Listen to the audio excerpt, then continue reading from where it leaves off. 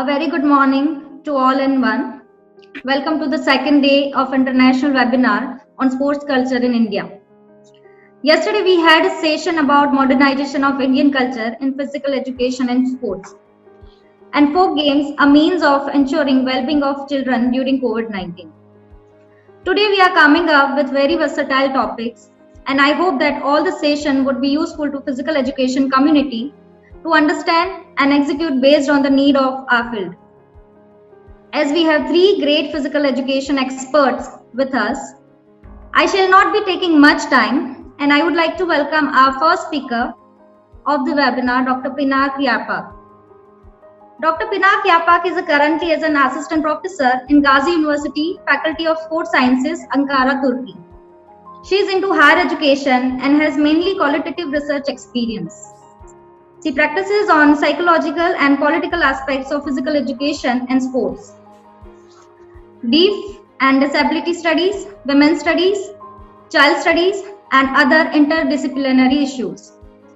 Dr. Yaprak serves as a reviewer in interdisciplinary scholarly journals and scientific committees, and as a board member or advisor at several national and international organizations such as IIST, International Sociology Sports Association,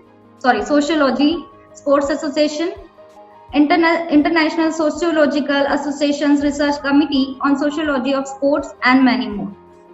Dr. Yaprak is actively involved in many projects, positions, and processes of sports management and development as well as other interdisciplinary fields. She has carried out, for example, national and international administrative tasks, such as the international basketball camps and clinics, Turkey's Underwater Sports Federation, and in NGOs and academia, including organizing number of leading national and international meetings and courses. Dr. Pinar, welcome again, and I request you to take the stage. Please, Dr. Pinar. Thank you very much, Dr. Jahanvi. I first of all would like to thank the University of Auro and all the organizers, all chairs, all people, including the technical assistants of Auro University, for this opportunity to bring us together in such overwhelming days somehow. I know such courses or meetings or even researches related to COVID nowadays can be really overwhelming to some, but if this webinar is something helping you feel better, improving you, and something that you can join and continue your daily life, make you feel better, so it's good for us. So it's hard for me nowadays too, but that's the thing, that we have such good connection with the Indian colleagues that we could organize something like that. I'm so happy. I may not be able to do something like that, a second one like this year. I cannot foresee from now, but I will be looking forward for many more of such kind of meetings with Indian colleagues that I already had received some of those invitations. Just beg for the more time for those COVID days to pass a bit more. So I hope this will be a joyful presentation for you. Try to prepare in my limited time in this COVID days, and missed some of those presentations yesterday. So I'm sorry from now if some overlapping issues, since we are dealing with the similar issues in our presentations. I am really happy with this webinar, especially because it relates to our research with Dr. Mohan Singh in India that we started in 2019, and that I'm interested in the cultural heritage of Indian physical activity and physical education. And we already started something, and I'm trying to mobilize as much more as colleagues from India and collaborate with them to get into more, because we have a lot shared cultures and customs together, and I'm really into learning more about those. So this meeting has another meaning for me. So I'm thanking all the participants, all the speakers for this webinar. So my topic is culture, sports, and society. I didn't want to go into the details of Indian sports culture because I'm just a new starter researcher in India. So it will be like a general speech on sociological aspects of culture, sports, and society issue. So a little bit about my background here. Already Dr. Jahanmeet talked about those things, but I will be giving a little bit more information about my background. Like the alphabet here you see is the one of the oldest alphabet of Turkish. It comes from Göktürk, like you used in your ancestor, you know, the Indian Sanskrit alphabet. We used to have a Göktürk alphabet in past, you know, Turks, and that was written from left to side like that. This means Turk. We are Turkish and live in Turkey. Right now looks like that, our map. My university in Ankara, it's almost middle of Turkey. It's the capital city of Turkey. This is the rectorate building of my university. I think you see my mouse, right? When I point to it, you are seeing the mouse, yeah. So Atatürk is in this picture. Seen, he's founder of our Republic of Turkey. He was a great leader that I talk about him in almost every my speech. His words are very full with wisdom, leads many international leaders too. I put it here in purpose because it relates to our topic too. He says, for example, the moral value of a nation makes that nation rise. A nation is not measured by their wealth, but their moral value. This is missing mostly today's world. That's why I had to point this out. And also in what I talk about Göktürk, that one of the first nations of Turkish nations in history used the Turk name first, in particularly. They in their inscriptions dates back to 6th and 8th century. It says, "Unless the Almighty weighed it down from top, unless the ground collapsed from beneath, who can ruin your state, your moral laws?" That's from way back those centuries, but still says almost the same thing we are talking about in sociology today. That means that if we can make a strong state and strong moral laws, who can collapse it down? So we have to be working on our structure and on our agency as we people involved in making of history. Then it will no reason to be sorry about what happened. Maybe still will be collapse, maybe the powers will be involved in, but we have to be as active as involved in making our structures and our behaviors, controlling our behaviors. We will be talking about those things. So moving on, the morals that Atatürk was pointing, they are part of culture, as many of other elements I will be talking about. The morals dictate the appropriate behavior within a culture or society.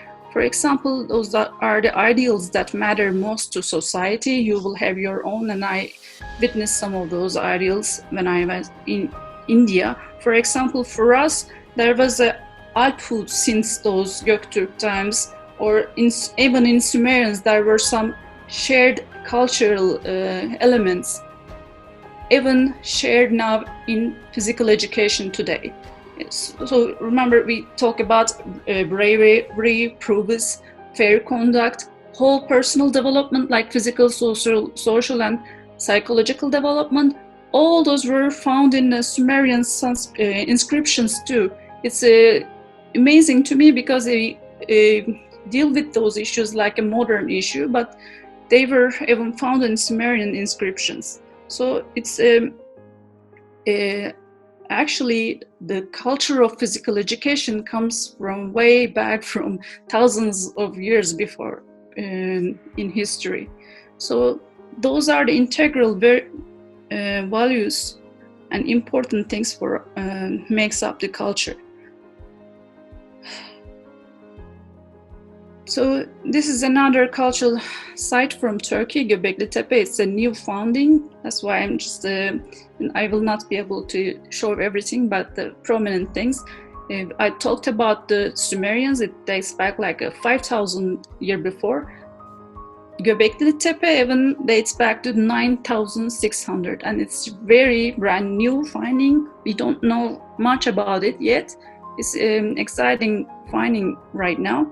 But it even shows that those findings point to develop organizational skills with crowded groups, aesthetic skills, reveals the existence of these rituals and artistic pursuits. So that makes me think of that, can religious rituals or festivals in Göbekli Tepe be linked with organizations and also in purpose of recreational sporting activities? Because see, those sites, the cults, are not easy to bring together. It requires some kind of maybe sporting bodies.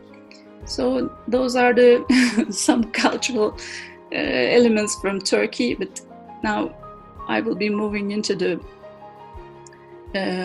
cultural aspects or the aspects of my presentation. So culture is a general term for symbolic and learned base of human societies. It's learned base, conscious creation, underlying structures like a complex whole which includes knowledge, beliefs, arts, morals, law, all these capabilities or habits acquired by human as a member of society. That's the important key term too.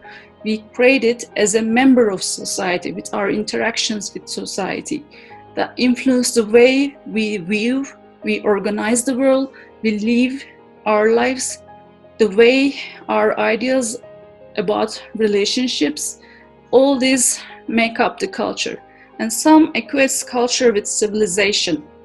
That was examined by Elias and Dunning in civilization theory. Some would recall this. They talk about sportization, for example, as civilization. Some of the sports were more violent in the past, and they became less violent in the process, and they use that can be interchangingly happening.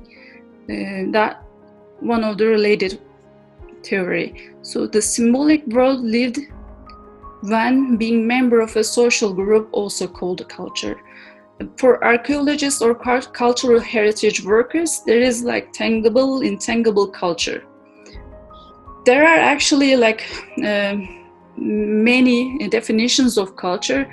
Even in 1925, there was a paper on that included 164 different definitions. Historically, it's the diverse connotations made for culture as concept for social sciences is less restrictive in meaning than daily attributions. In daily attributions, they can call it, for example, a culture educated person meaning for that. But in sociology, we consider much wider meanings. It's up to our perspective too. So culture was associated with various connotations. Especially in the beginning, it was understood synonymous with the high culture. For example, by British and German colonialist workers, especially, such as art and music, and some reductionist perspectives excluded sport from such cultural conceptualizations, although sport has been a reflection of culture and way of thinking since Sumerians, as I mentioned before. Egypt was, for example, considered the root of high culture, but they considered it lost this high culture meaning because for some reason, and Western considered as current civilization, high culture position. So their perspective, I'm saying, was that way. The hierarchy was built in that perspective. The hierarchy of languages, cultures formed and politically serving the interest of powerful in that point. So that also led to formation of political priorities too. So whose culture will be prior, whose culture will be more valuable. So this is problematic when forming basis for hierarchy among civilizations or cultures, valuing, for example, white, Western, male domain. That notion against West Eurocentrism, cultural studies can be even traced back in 1780s. It's not a new, it's not just our study to against West-centric studies, but it's dealt with very long time ago. So another example, Thompson or Bourdieu makes studies on conscience linked to working class identity, for example, or they produced on elitist conceptions of culture or cultural capital. They studied about those things. David Rowe also points to this high culture connotation, says the things that many people didn't consider sport as a part of culture first, because it didn't consider it like high culture. But now it's changing, has been changing for long actually. So one of the reasons sport has not been considered as a part of high culture, it functions, it's how good sport is for society have not been known very well. Actually, we know this as physical educators, but it's even now cannot be understood well by the society. Just as any social issue, the sport itself needs some specific consideration to understand it deeply. So we know as a physical educators, participation in sport can promote human rights, shared interests, values, teaching social skills that are necessary for democratic citizenship, not only for democratic citizenship, but also for ourselves, for self-care. Sports enhances the social cultural life and so many more benefits, but this also creates some great myth that Copley quotes. So cultural studies in modern world institutionalized after 60s, 70s in general, not in sports specifically, in the junction of social sciences and humanities. Mainly it researches nature of mass culture as a way it's institutionalized in Western institutions. Actually, operation of cultural industry, under that popular culture, language, communication, consumption, society, media, leisure, identity, everyday life, cultural changes, social organization and control, construction of ideology, postmodernism. There are lots of lines to study cultural studies in sports.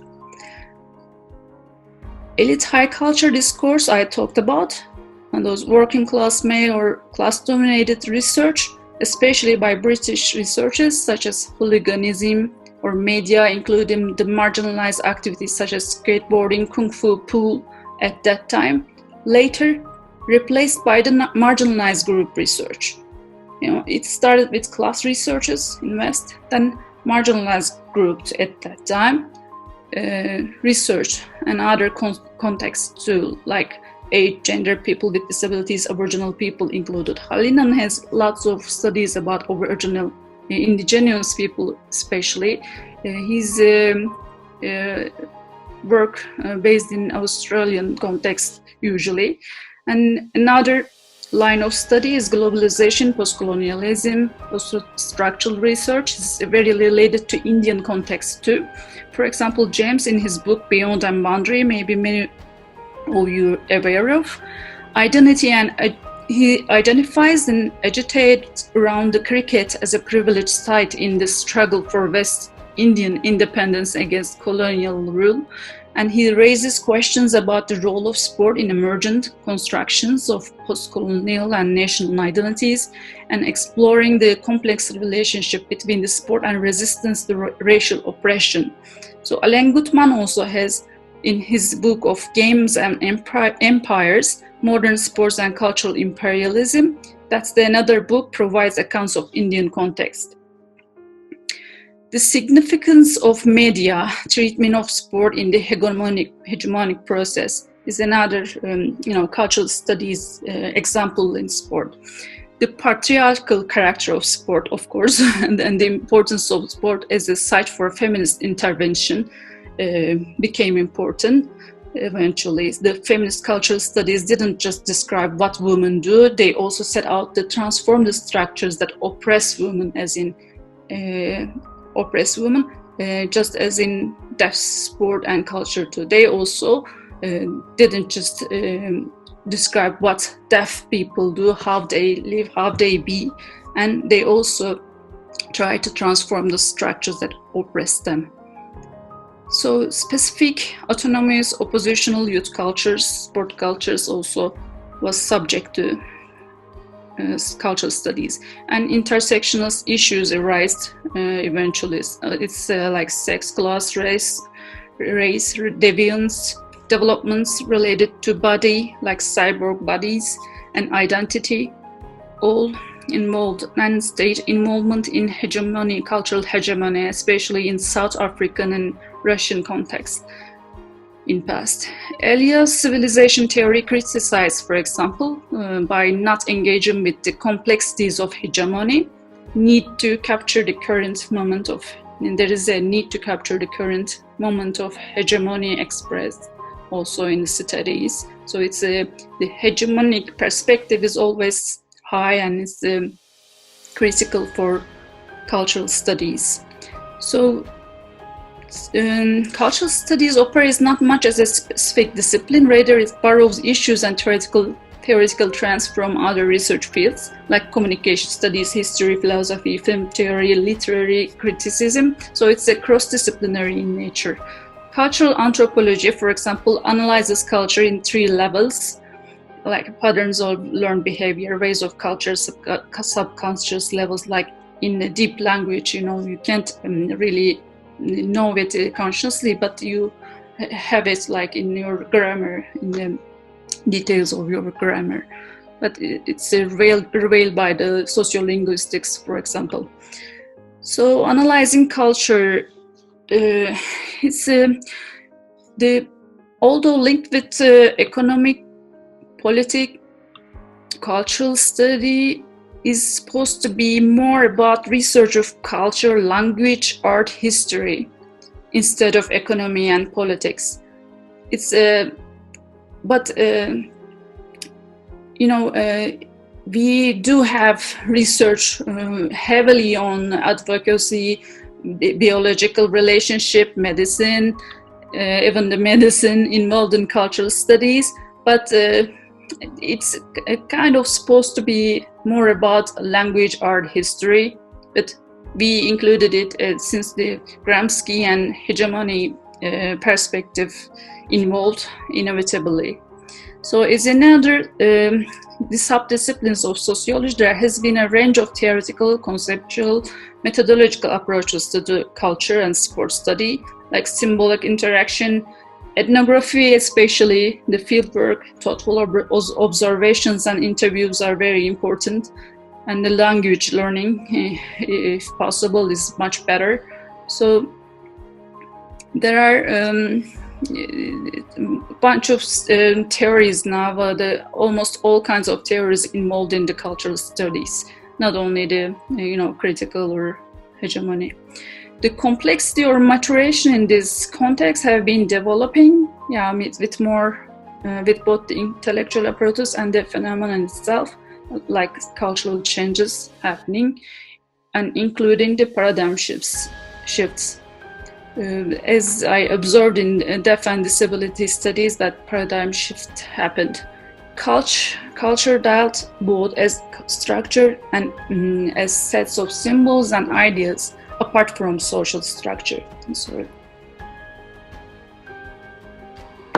rejecting also reductionist approach embraced by many scholars. What I mean with that, we don't just think that the culture is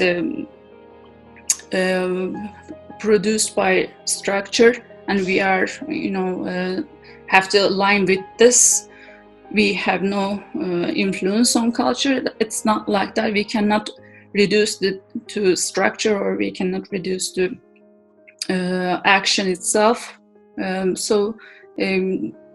Most of the studies I observe reject this reductionist approach. So analyzing sport from a cultural perspective has, according to Higgs and McKinley, resulted in the development of the subdiscipline sport sociology, or some says that within sport sociology, those cultural studies developed. Just like culture or as a cultural form, sport is a dynamic activity that is constantly changing social phenomena in sports world, and they are complex, subtle, elusive. I'm skipping some of those slides that I'm afraid that there will not be enough time. So sports subcultures, if we have to give a bit of time to that, sports subcultures are characterized by commitment to a particular sport, distinguishing symbols or cultural capital, and various career stages in terms of subculture membership. They also tend to have unique associations with place.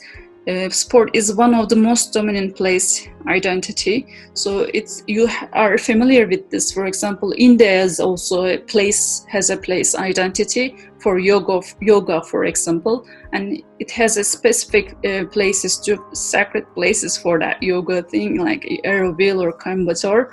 I'm sorry if I spelled it wrong, Coimbatore. And in Turkic nations, for example, horse riding is very indicative. They also represent a form of counterculture, distancing themselves from the mainstream norms and practices of society. What I mentioned earlier, like youth cultures, linked with this mostly. So let's skip. This is another research, a good research that I like to share with you as an example. By Peter Donnelly.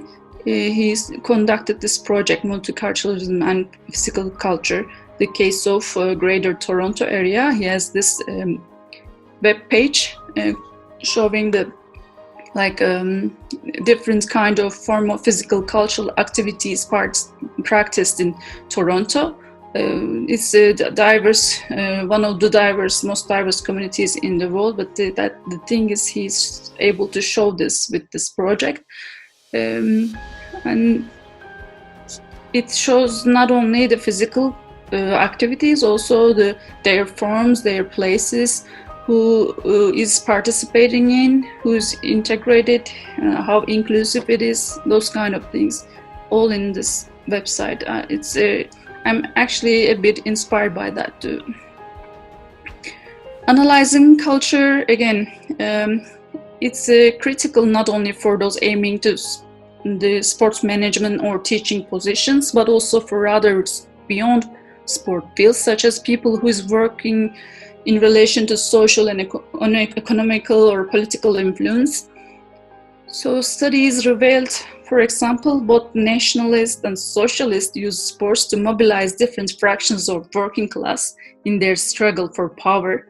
So states or world powers do not lead the sports for its own sake. They always want to be part of it or control some part of it, because it has critical functions in society for change too. So Gramsci is a critical, I said before, his theory of hegemony. According to him, culture is not distinctly separate from economics and politics, but reciprocally related. They influence each other. Cultural analysis includes those explaining those hegemonic relationships in the making of common sense against the interests of subordinate groups. It's subordinate, we say, but they might not be subordinate. But those hegemonic perspectives gives us this tool to understand what kind of common sense is created in the culture that is actually against the interest of some group and in favor of some group that actually using the tools, have the tools to control some kind of, tools like media, like, relationship, like a cultural capital, whatever. So Gökalp from Turkish sociologist in past, is not living now, pointed the concept Hars, for example. Hars means culture in Turkish. It's Ottoman Turkish Hars. He examined how to adopt Western intellectual domain and at the same time preserve our local identity. He studied on that for a long time. For example, we could use his theory, and also Turhan from Turkish sociology, citing Bartlett especially, studied cultural changes.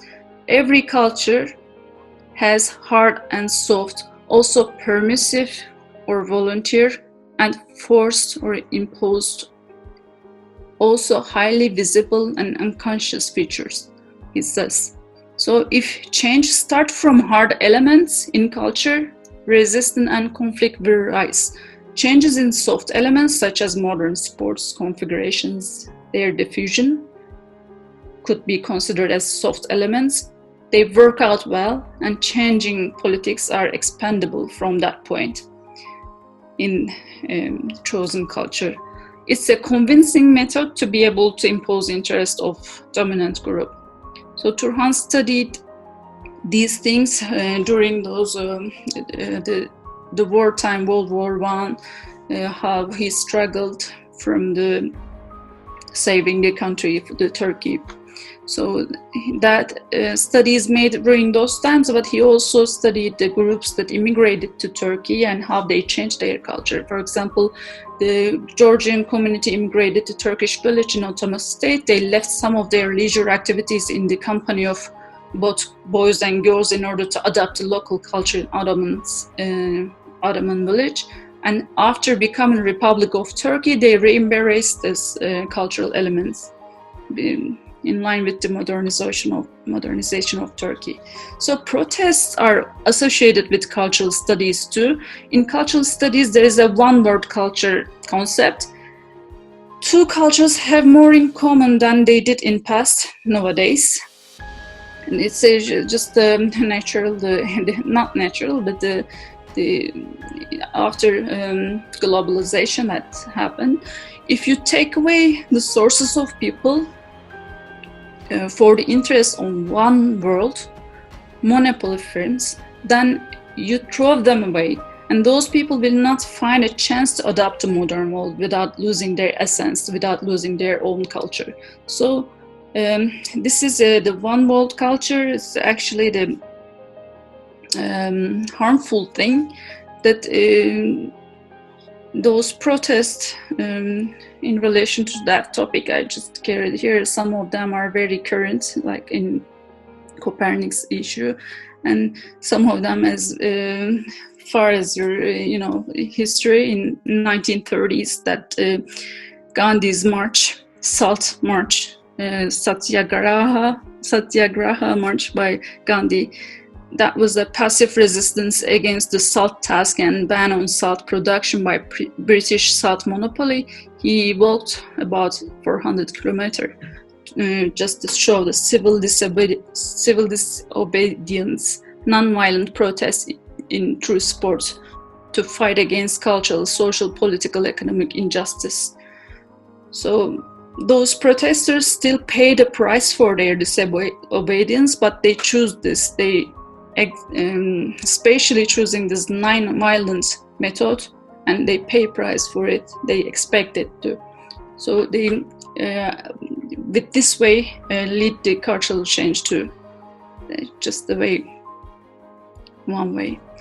So actually, UN committee talks about this.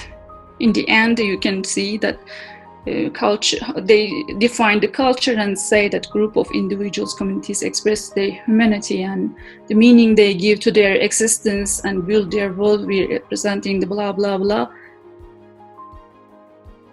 Encounter with the external forces affecting their lives. So they also actually mention this external forces issue in United Nations, but citing means how much. So lots of declarations, human rights papers on the rights of indigenous people, rights of cultures, terrain.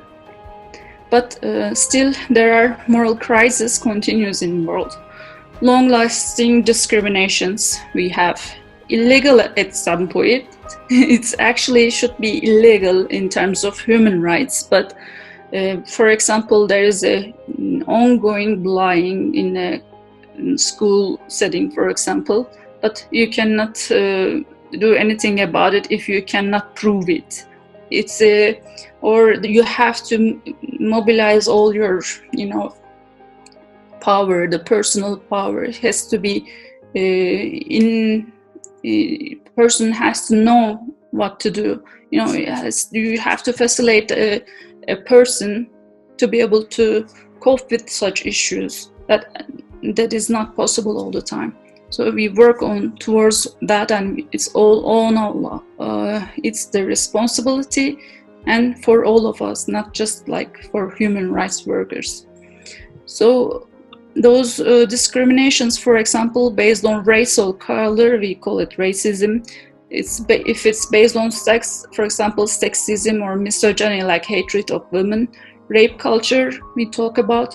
Instead of women's culture, we talk about more on discriminations against women, unfortunately.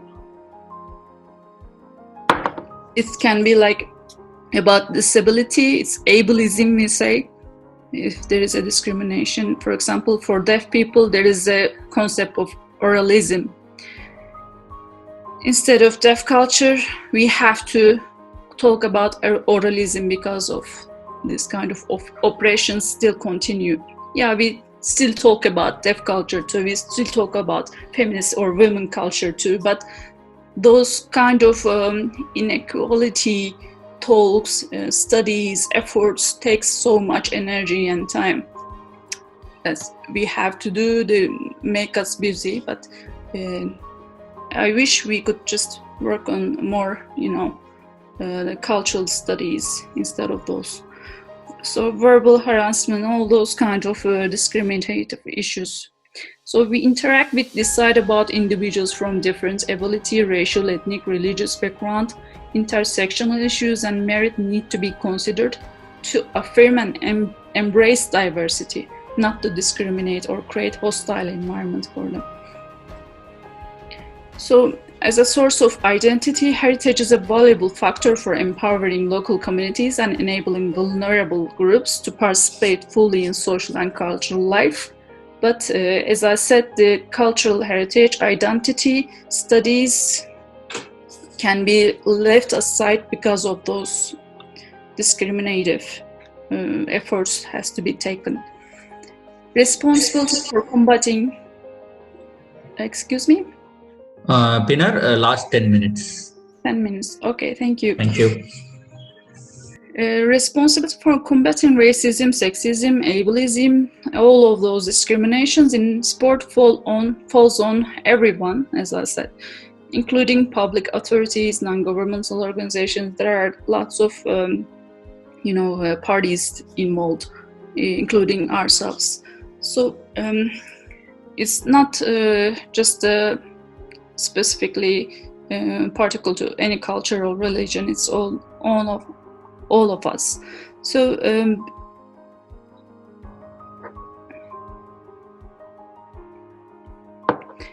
the human rights, the culture and sports are both included in human rights and related to various of human rights documents.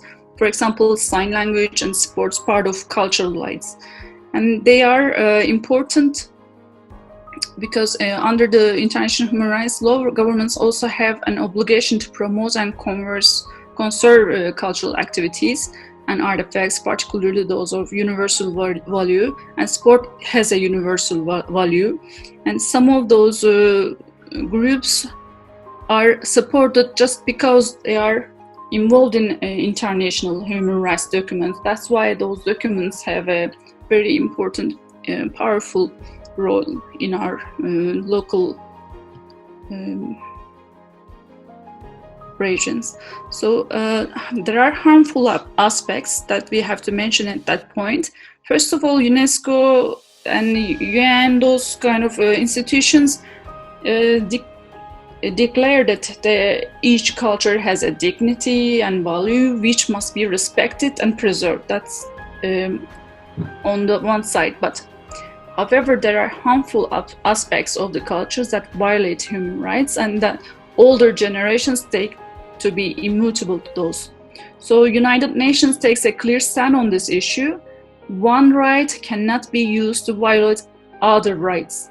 So cultural rights cannot be invoked or interpreted in such a way to justify any act leading to the denial or violation of other human rights. So any attempts to justify such violations on the basis of culture have no validity under international rights, international law.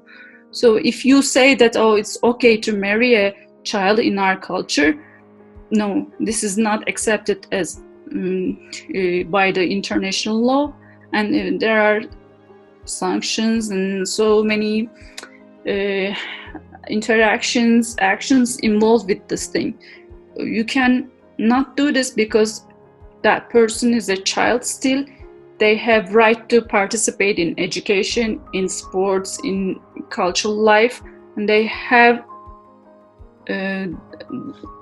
not a matured body and bodily and psychologically not mature. There are scientific facts about that, so it's not like you can respect every right because it's a cultural right in that region. So the point here is they have to be still in line with the other rights, shouldn't be violating them. So future conclusional points that I will be making. Predictions about future cultural formations are not as definite as future predictions of, for example, biosciences, though through cultural analysis, we may be able to determine some tendencies in societies that we may otherwise not be able to notice. For example, the Donna Haraway's writings in 80s about cyborgs became coherent in deaf culture, deaf and disability sports studies today. She was like a fictional writer at that time. Maybe many of the scholars didn't even imagine how valuable it would be, but it was valued actually. And now we are living that part of the cyborg being in today's world, and many more to come that Haraway talked about that really fits good in our research that I experienced in my studies in sport and deaf studies. And how we react to COVID-19, for example, in that context, may influence next generations. In past cohort analysis, for example, economic insecurities resulted in loss of optimism from 60s. So adaptational behaviors to what is served as new order will be very important for the next generations.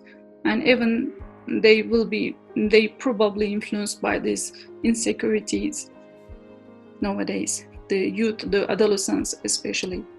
So our culture as shared meanings and common understandings used by dominant groups. What are the dominant forms and meanings of sports culture? Why they are dominant forms and meanings of sports culture? Who are actively marginalized at times so that something else can take their place? So those kind of questions should be in our minds to ask if we are especially researching culture in sports in a hegemonic perspective maybe. But those are interesting still for our day. The utmost development of today's cultural evolution is about adoption of the industrialized world productions, technologies, and practices by the global world. So that's in line with these questions that Grenu asked in Canadian context.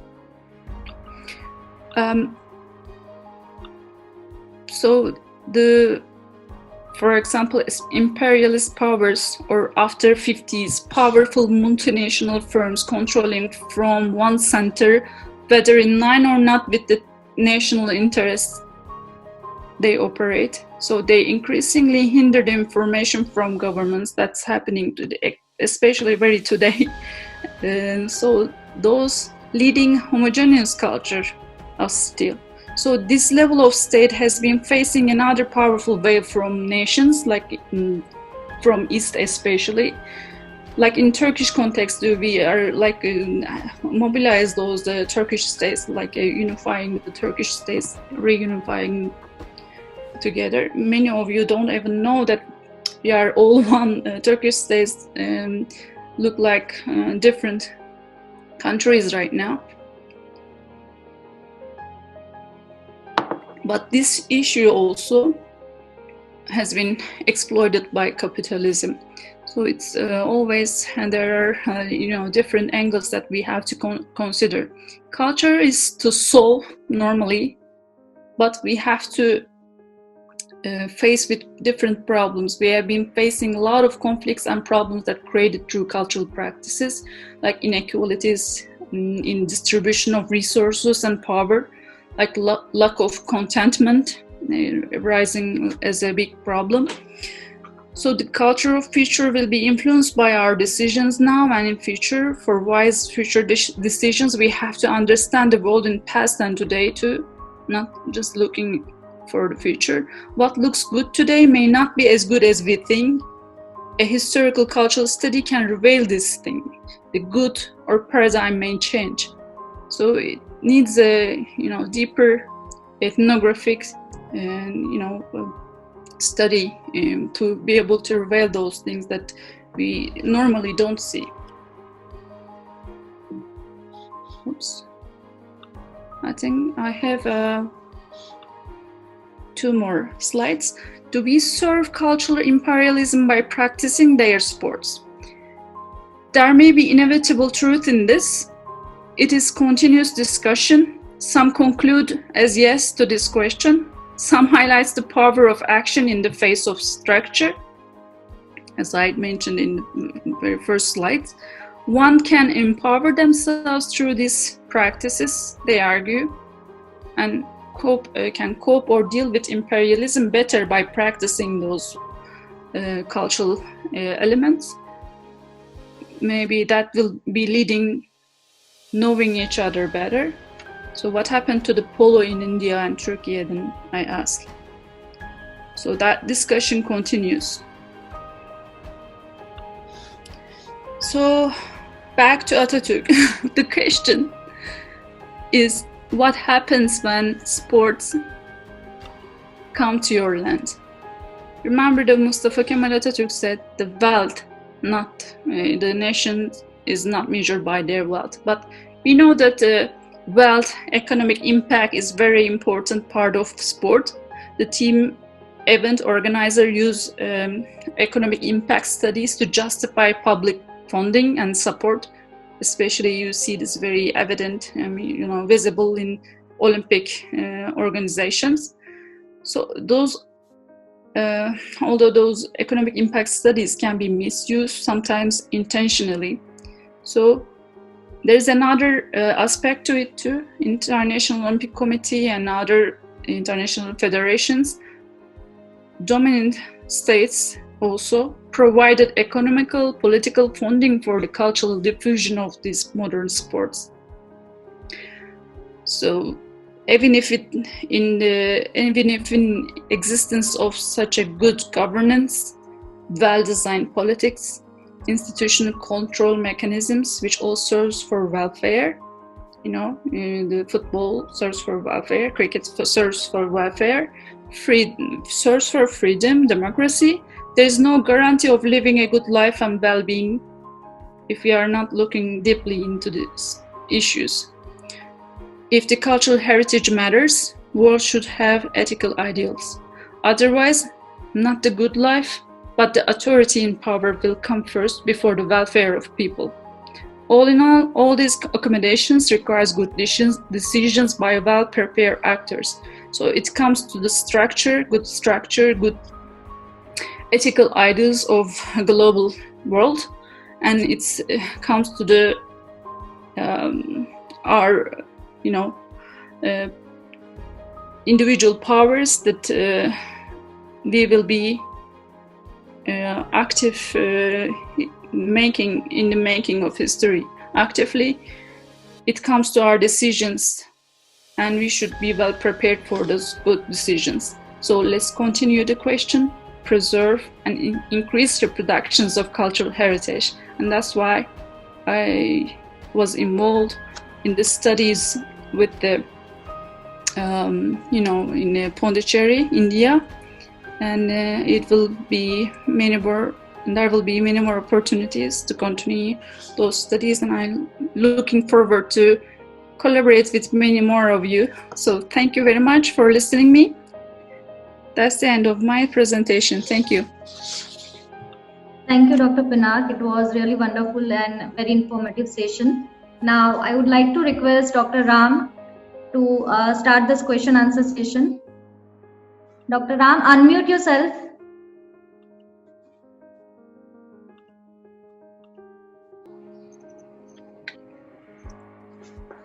Yeah, thank you very much for the meticulous session, Dr. Pinar. You have seen so many studies, and you have also presented a very good scope of how people can culturally do research on sports, combining both of them. And every point of time when culture required, sports was a medium of expression for people from different civilizations. And I'm sure now, as it goes also, we will have more and more takers for such studies and such meticulous work. So now we will move on to the question answer sessions. Question answer box doesn't have any questions, but a few of us have raised their hands. So may I request the first participant, Alok Kumar Chaurasia. Alok Kumar Chaurasia, Hello, to kindly ask your question. Okay, meanwhile, I will ask one question which was asked by Dr. Rajesh Kumar, that today the culture of sports is becoming very less in the society. Most parents allow their children to play only for the fitness but not to take for the professional. What are the reasons behind it? Fitness and professional. One of the reasons for that, I think the fitness is maybe taught as a part of a lifelong benefit for the children. As one of the aims of the physical education is to make the children to participate in lifelong participation in physical activity, and one of the reasons for that to keep them as healthy as they are. And those fitness programs are like prepared to serve such aims, but actually I don't find it personally, I don't find it well fitting for the children, especially because it's more still like a professional sports like activities instead of like plays and games for earlier ages I talk about. But still it may be like a division, the differentiation of that point, like instead of like professional sports that makes kids involved in the rigorous activities that also may be harmful for their psychology at that point, but the fitness is more like a personal development, they may perceive that. And another thing is when we talk about kids, the early ages, in current date, they take the sports-like activities as early age as possible. And that's also critically should be examined, because how you involve it in the early ages is very important. Do you, are you able to consider the psychological development, maturation of the child according to their ages? That's important point.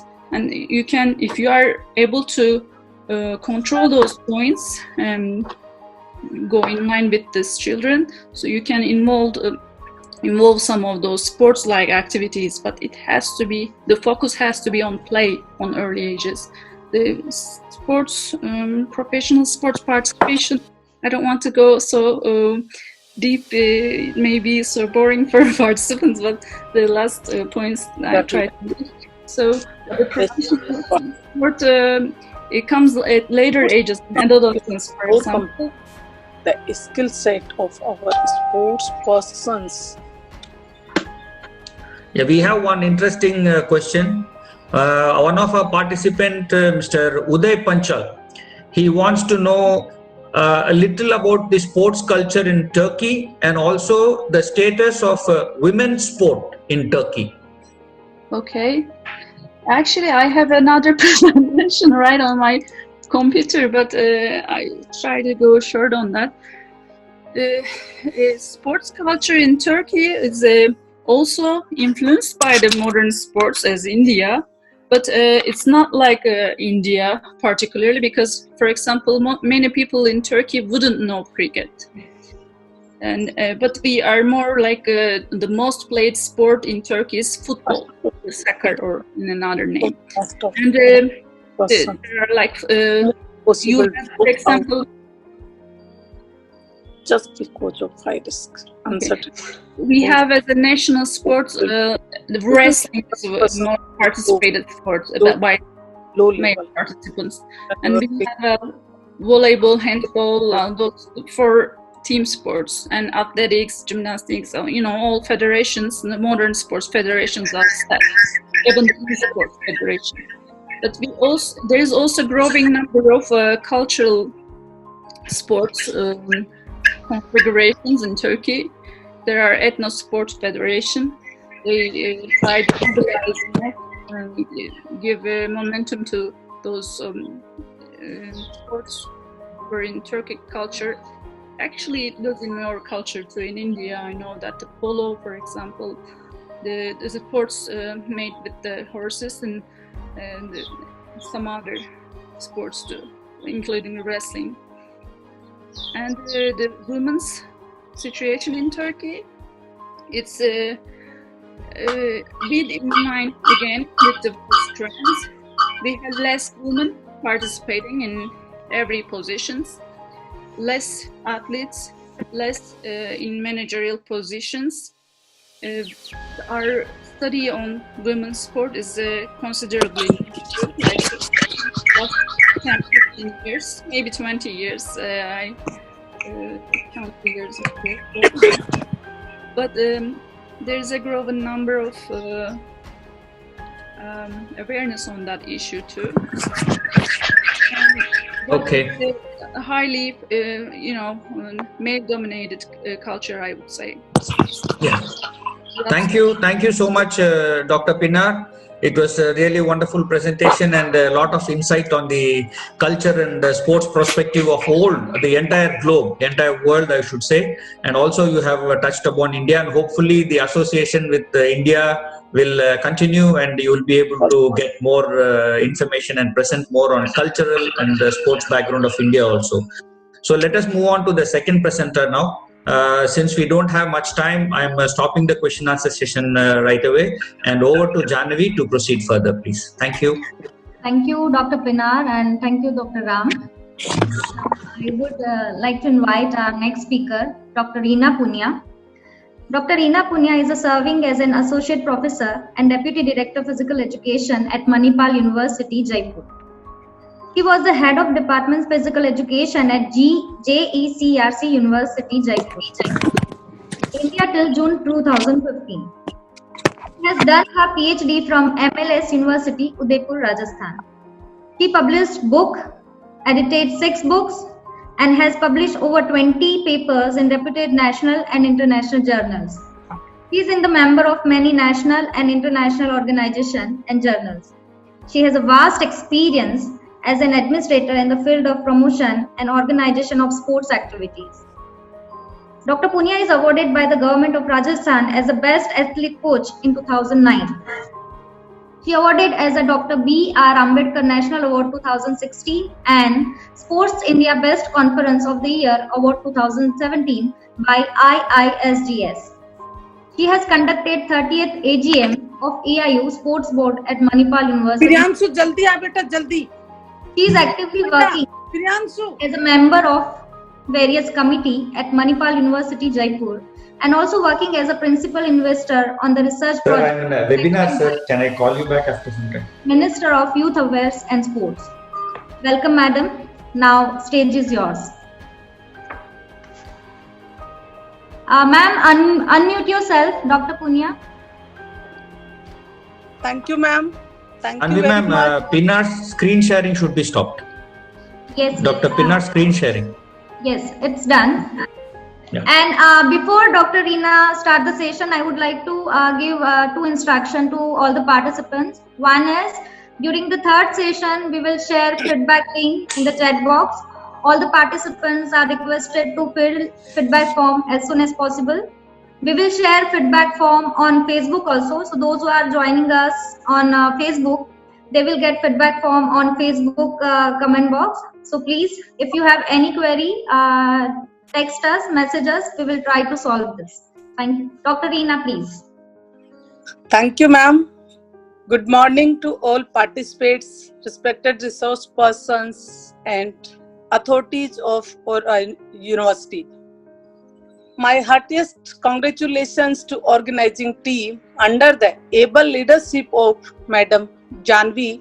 Thank you, Madam Janvi, for promoting sports culture in the country.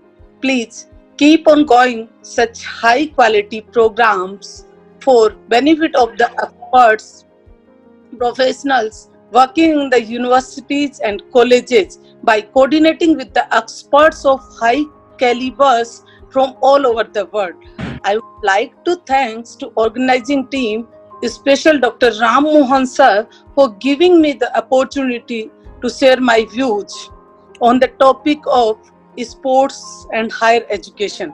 Obviously, my topic is related to sports and higher education. It is related to India only. I am talking India. So, India being one of the most populous country has shown very little in the terms of achievement at international level in the sports. There is huge potential in developing India into the sports powerhouse by upcoming Olympics. In India, sports is the not first choice as a career of the most of our sports persons.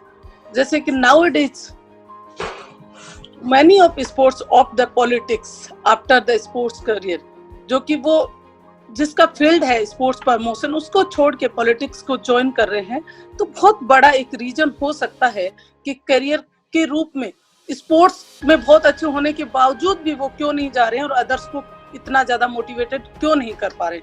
Most possible dropped out is just because of high risk, uncertainty and low rewards in the sports field. This needs to be changed. Unless the pool from which our elite sports persons are drawn is significantly enlarged, we will not be able to get the kind of talent that we need. In terms of skill, we are way behind in the rest of the world. As sports become even more competitive in skill set for our sports person will have to be increased through better coaching, more dependence on sports medicines, better support services, enhanced participation in competition of higher standards in India and overseas. जैसे कि अपन पीछे खेलो India games में देखा, first खेलो India games, तो 12 students were found in doping. So that is the lack of awareness in our sports person.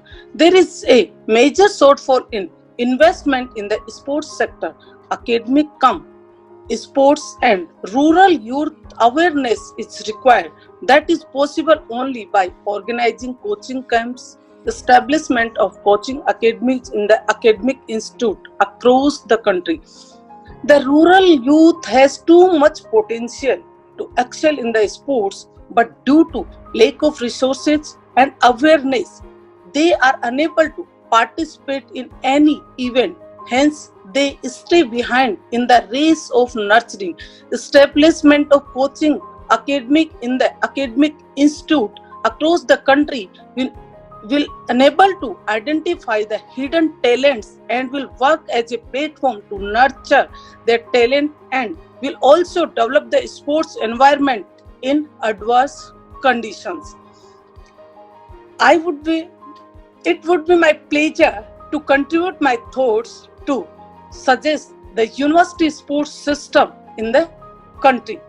I am giving some suggestions in this regard. I will give some suggestions.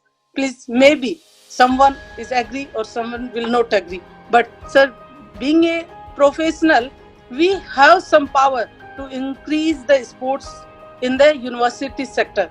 So many times we blaming to governments, university system, but anywhere we also responsible for increase the sports culture in the system.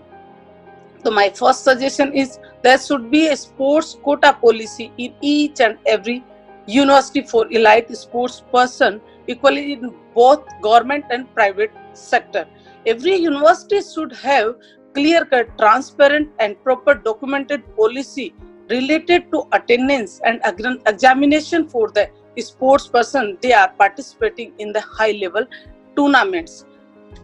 इससे क्या होगा, जैसे कि sir आप सभी aware हैं, जैसे most of university have clear cut policy, but एक जो सेंट्रलाइज जो बॉडी हमें इंस्ट्रक्ट करती है, वहां से कोई भी ऐसी क्लियर कट पॉलिसी नहीं है जिससे कि कोई भी यूनिवर्सिटी बाउंड होती है उसके लिए स्पोर्ट्स को अटेंडेंस के लिए या एग्जामिनेशन के। सपोज टू एक स्टूडेंट बहुत अच्छे टूर्नामेंट में पार्टिसिपेट कर रहा है और पैरेलली एग्जाम भी चल रहा है, बच्चे का एग्जाम स्किप हो गया, but there is no policy. तो यूजीसी एंड एमएचआरडी को एक क्लियर कट पॉलिसी होनी चाहिए कि at least student serving for the nation, तो there should be a clear cut policy to conduct the exam, separate examination for those type of the students. Second suggestion is a dedicated sports student at university level should pursue his formal education in self-study mode and be allowed to appear as a regular student. Suppose to our student joining India camp and they are not able to join the university, in such kind of situation online study mode को उनके लिए promote करना चाहिए, और ऐसे students को support system university की तरफ से ऐसी कोई पॉलिसी होनी चाहिए जिससे कि उस स्टूडेंट को अपनी रेगुलर डिग्री करने का भी मौका मिले। एक सबसे बड़ा रिस्क फैक्टर ये भी है कि स्टूडेंट बहुत अच्छा है, एकेडमिक्स में भी वो बहुत अच्छा है, उसके बावजूद वो बहुत अच्छा नहीं कर पोजीशन नहीं कर पाता है, ले पाता है गवर्नमेंट सिस्टम में या कहीं भी, क्योंकि लैक ऑफ द एजुकेशन। तो उनको एक रेगुलर स्टूडेंट के तरह अपीयर होने का मौका दिया जाना चाहिए, according to me. Third suggestion, the student at the school and university level should compulsory take up at least one sports. इससे क्या होगा कि ये बाई चॉइस और बाई फोर्स होना चाहिए, और ये पॉलिसी डॉक्यूमेंटेशन में होना चाहिए, जो कि कंट्रोलिंग बॉडी होती है, चाहे स्टेट गवर्नमेंट है, यूजीसी है, एमएचआरडी है, उनकी तरफ से ये सब लागू होना चाहिए। Suggestion number 4, there should be a government policy to inspiring international exchange programme for the student and faculty both. And sir my one suggestion also कि जैसे कि नेट वगैरह और इनकी टीम आती है, तो हर यूनिवर्सिटी में एक सबसे बड़ा क्या होता है कि स्टूडेंट टीचर रेशियो देखा जाता है, बट स्पोर्ट्स में ऐसा कुछ भी नहीं है। तो एमएचआरडी और यूजीसी की तरफ से स्टूडेंट टीचर रेशियो स्पोर्ट्स में भी होना चाहिए, इट शुड बी कंपल्सरी। तो इससे क्या होगा, स्पोर्ट्स एनवायरनमेंट पैदा होगा और एक जो है एम्प्लॉयबिलिटी भी होगी, और दूसरा क्या, एक बच्चों को एक एनवायरनमेंट क्रिएट होगा, और एवरी टाइम स्पोर्ट्स फैकल्टी को भी आंसरेबल होना पड़ेगा कि हाँ वो क्या करा रहे हैं या उनका क्या रिजल्ट है। Suggestion number 5, guideline for approval of the education institute both in government and private sector, school, college, university level should comprise a proper norms for sports infrastructure as well as a faculty. This will help to develop the sports culture among the youth. जैसे कि किसी भी university और college को बिना grounds facilities के मान्यता दी जाती है, वहां पे कोई स्पोर्ट्स फैकल्टी काम नहीं कर रही है, तो सर अगर ये कंपल्सरी कर दिया जाएगा तो स्पोर्ट्स कल्चर डेवलपमेंट की काफी हद तक संभावनाएं हैं। Number 6, duration of the international deputation of the international coaches, assistant coaches, support staff should be there at university level. With not only it will not only attract the good sports person to the university, but also will help to motivating the student to participate in and perform in the sports activity. Because ये इसलिए जरूरी है कि sir other countries जैसे like USA और इन countries में कैसा culture है, तो एक तो कल्चर एक्सचेंज होगा उससे, और एक हमें पता भी लगेगा कि हाँ अदर यूनिवर्सिटी कैसे कर रही हैं, जिससे कि उनके ओलंपिक पोडियम में मेडल टैली में बहुत बड़ा रोल रहता है किसका, यूनिवर्सिटी स्टूडेंट्स का। तो number 7, the government should give grant for develop the indoor sports and international sports facility at the institute level of international standard.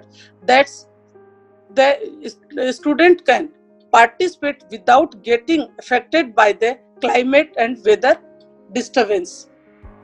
The government should promote the sports research training seminars and for upgrading and updating the knowledge of sports persons, coaches, faculty and students. Number 9, sports training centers should be open at the deserving universities with suitable facilities and good infrastructures without any discrimination of private and public funded universities. जैसे कि centre, I am talking regarding centre of excellence. Centre of excellence होगा तो एक top team, जैसे district level की top team है वो एक जगह प्रैक्टिस कर पाएगी, स्टेट लेवल की टॉप टीम को एक जगह पे, और नेशनल लेवल की टॉप टीम को टाइम टू टाइम इनके लिए जो ट्रायल्स बेस पे स्टूडेंट्स को रिसफल किया जाना चाहिए और उनकी योग्यता के आधार पे उन बच्चों को वहां एडमिट किया जाना चाहिए। Number 10, Indian university should run various career oriented courses related to sports, physical education and sports sciences. It will help to technology innovation, research enhancement and effective career development in the sports. Number 11, dedicated sports fund for the sports activity. Suppose to sir, कई यूनिवर्सिटियों में ऐसी policy है जहाँ पे sports fund बहुत अच्छा है, but UGC और एमएचआरडी की तरफ से क्लियर कट होना चाहिए कि मिनिमम 1%, 2%, 3% फंड तो स्पोर्ट्स एक्टिविटीज के लिए होना चाहिए। मैक्सिमम कितना भी they depend on the university, but minimum होना चाहिए। जैसे कि कालीकट यूनिवर्सिटी में बहुत अच्छी पॉलिसी है, मैं कुछ यूनिवर्सिटियों को जानती हूँ जिनके, दिल्ली यूनिवर्सिटी में स्पोर्ट्स कोटा बहुत अच्छी पॉलिसी है, एमजी कोट्टायम में भी बहुत ही अच्छी पॉलिसी है, और इधर जो माका ट्रॉफी लेने वाली यूनिवर्सिटी है नॉर्थ की, ऑलमोस्ट एमडीएस में भी बहुत अच्छी स्पोर्ट्स पॉलिसीज हैं, इधर गुरु नानक देव में भी, पंजाबी यूनिवर्सिटी एंड पंजाब सब में बहुत अच्छी हैं और डेडिकेटेड फंड भी है, बट सभी यूनिवर्सिटीज में नहीं है। तो यूजीसी को एक ऐसे गाइडलाइन बनानी चाहिए और एक पावर से या फिर उसका इस्तेमाल करते हुए हर यूनिवर्सिटी को बाउंड करना चाहिए कि हाँ इतना तो स्पोर्ट्स एक्टिविटी पे एटलीस्ट फीस का भाग खर्च करना पड़ेगा। तो स्पोर्ट्स अवार्ड्स सर, जैसे अभी तक अपन देख रहे हैं कि there is no sports awards at university level and school levels. तो स्पोर्ट्स अवार्ड्स स्टूडेंट्स के लिए भी, बेस्ट कोचेस के लिए भी, यूजीसी से भी और जो अपना एआईयू है उसकी तरफ से होना चाहिए। तो इसमें क्या, एक तो पेरेंट्स में अवार्ड्स मिलेंगे तो पेरेंट्स को खुद को ऐसे लगेगा कि हाँ मेरे बच्चे को एक अवार्ड मिल रहा है, उस एक मोटिवेशन होगा स्पोर्ट्स कल्चर क्रिएट करने के। तो यूनिवर्सिटी लेवल पे यूजीसी को चालू करना चाहिए और इंटरनल यूनिवर्सिटी लेवल पे भी होना चाहिए। स्कॉलरशिप जैसे अमेरिका जैसी यूनिवर्सिटी में भी बहुत बड़ा रोल प्ले करती है।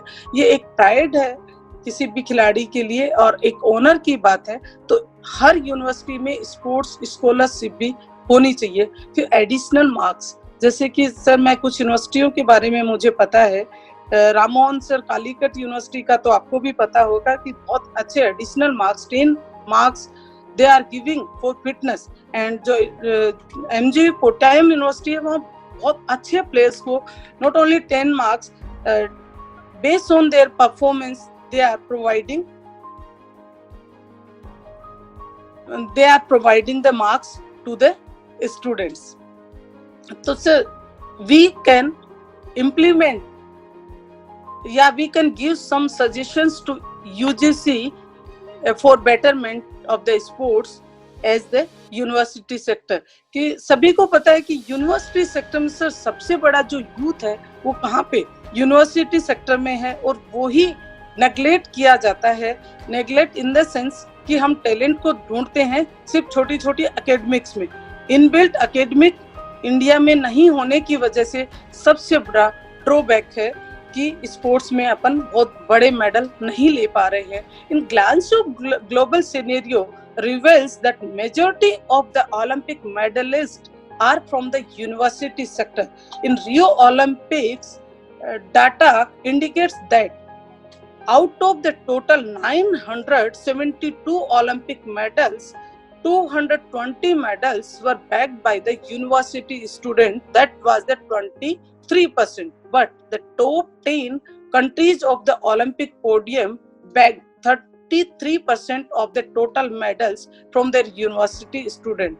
It clearly indicates that these countries have immersed their university as sports platform to reach Olympic podium.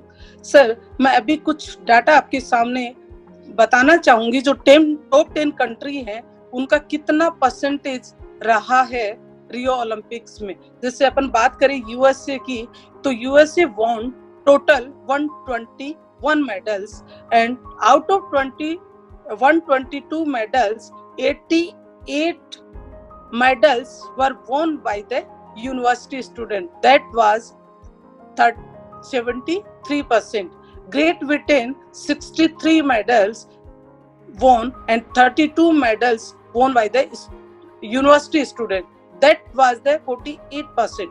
China won 70 medals, 4 medals won by the university student. That was the 6%. Russia won 55 medals, university student won 40 medals. That was 25%. Germany won 42 medals in Rio Olympics, 5 medals from the university students. That was 12%. Japan won 41 medals in Rio Olympics game, and 9 medals were won by the university student. That was a 22%. France won 42 medals, 4 medals won by the university student.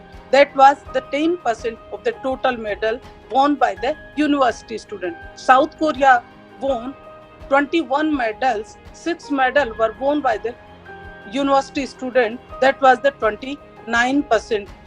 Italy won 28 medals, 2 medals won by the university student. That was the 7% of the total medals. Australia won 29 medals and 11 medals were won by the university student. That was the 38%.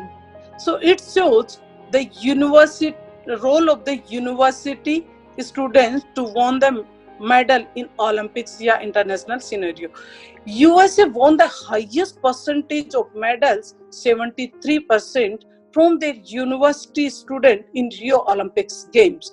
The sports legacy of USA indicates that it has been maintaining the top position in majority of the Olympics in every Olympics, and in in their the sports legacy of USA indicates that it has been maintaining the top position of majority of Olympics, and every Olympics the university student won the medals for the country.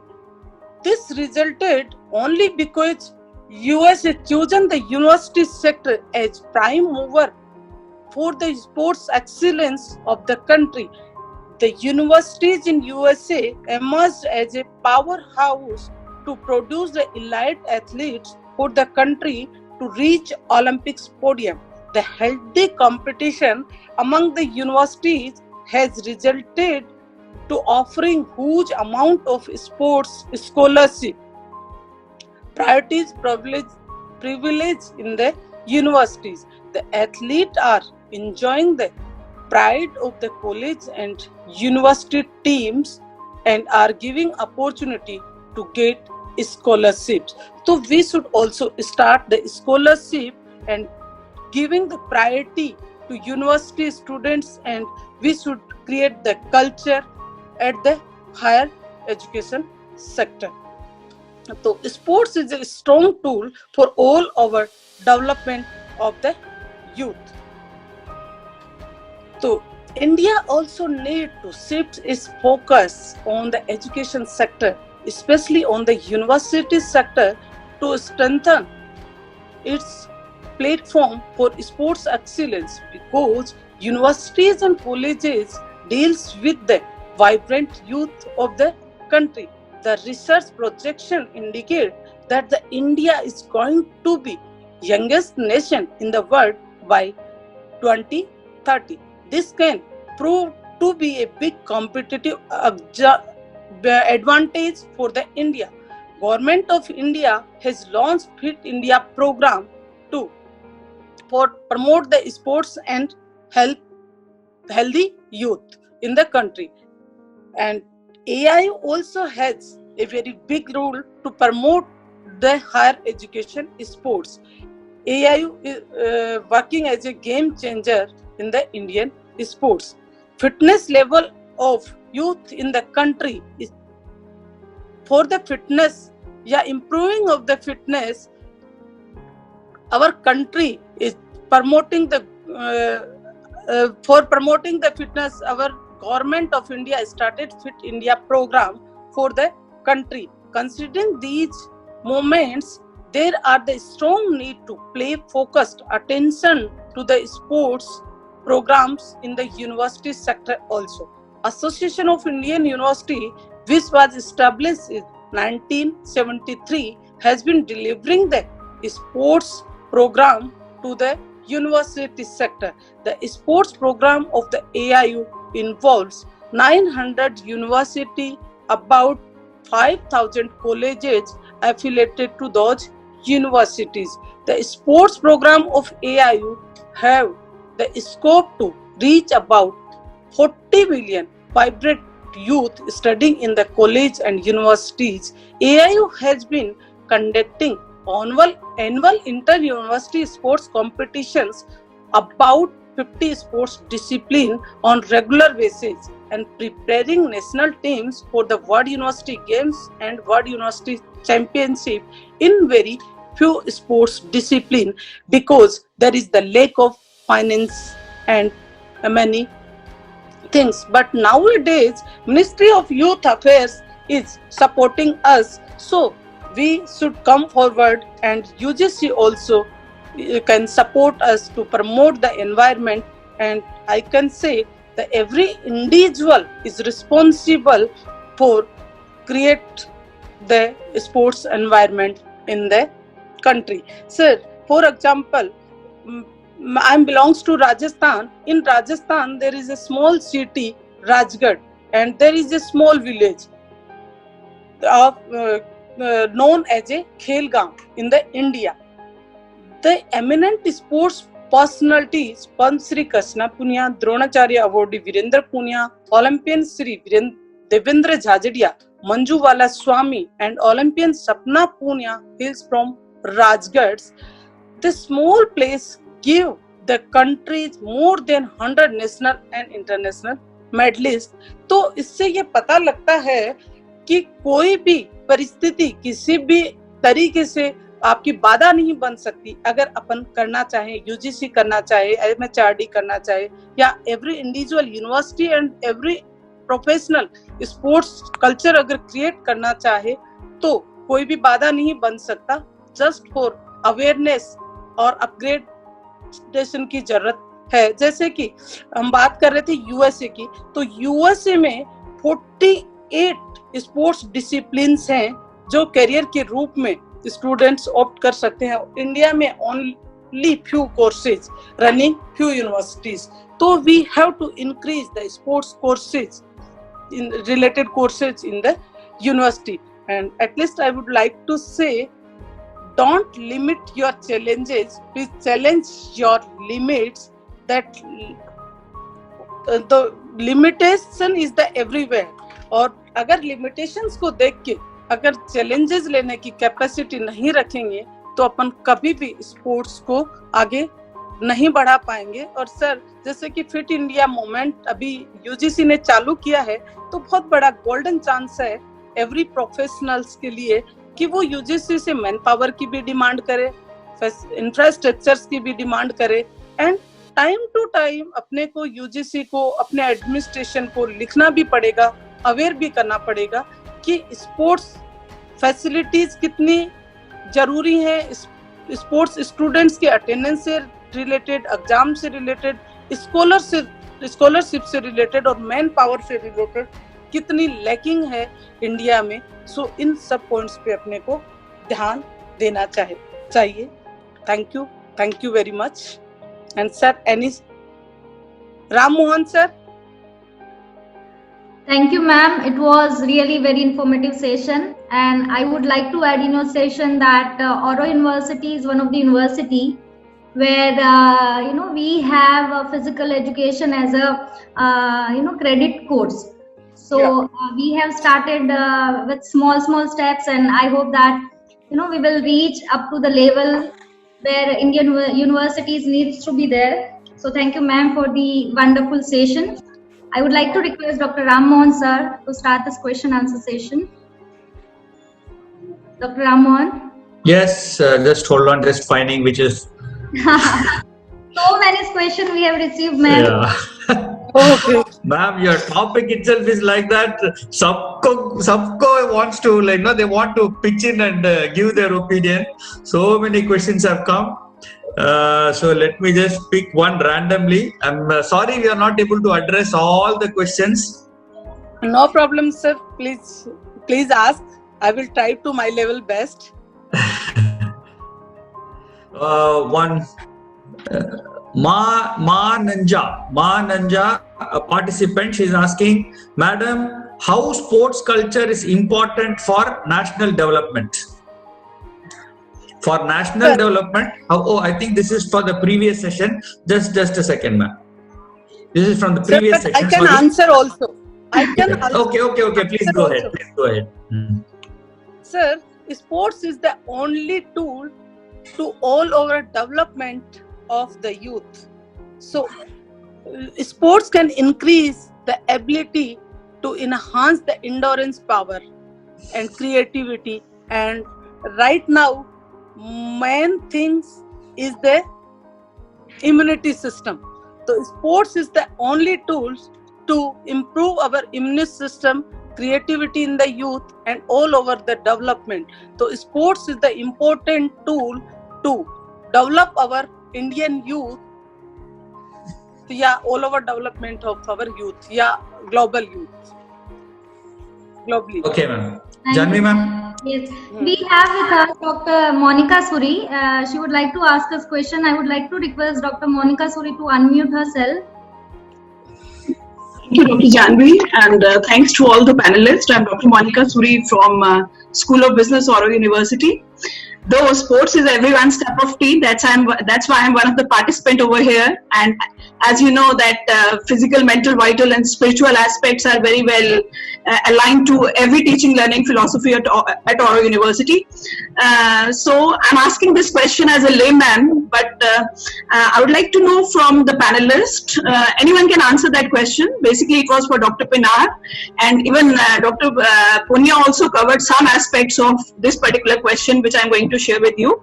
The first thing is, like 20 or 30 years down, physical educators had a very different training with respect to the techniques of that point in time, because today everything is getting digitalized. And we are talking about artificial intelligence and virtual reality in also the sports event and across the globe. When our players are going over there and they're representing our country as a whole, they are not representing Gujarat or Haryana or Delhi. They are representing our own country, and the whole scanner is on them, whether it is their body language or their paralanguage, their communication skills, their behavior. All these aspects are very well noticed and focused upon. So my question to you is, like, can you just throw some light on how the physical educators training has been changed in terms of their techniques and skill sets over a period of time? And the second important thing is, like, don't you think there's a time to revamp the physical education syllabus and the content curriculum as a whole? I feel that when you're talking about holistic education, as a student of marketing, I may be doing multitasking. I'm expected to do HR, finance, marketing, operations, everything. But if I'm a sports person, I need to be focused in cricket, or I need to be focused in hockey. So there's not much scope of multitasking, and I think that becomes easy for them to be focused throughout.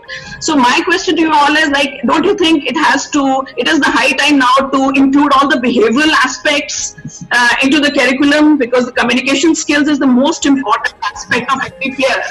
If I'm giving a winning speech as a captain, so I'll be on cameras throughout, and all 7.75 billion viewers are watching at me, and I'm representing my country, India.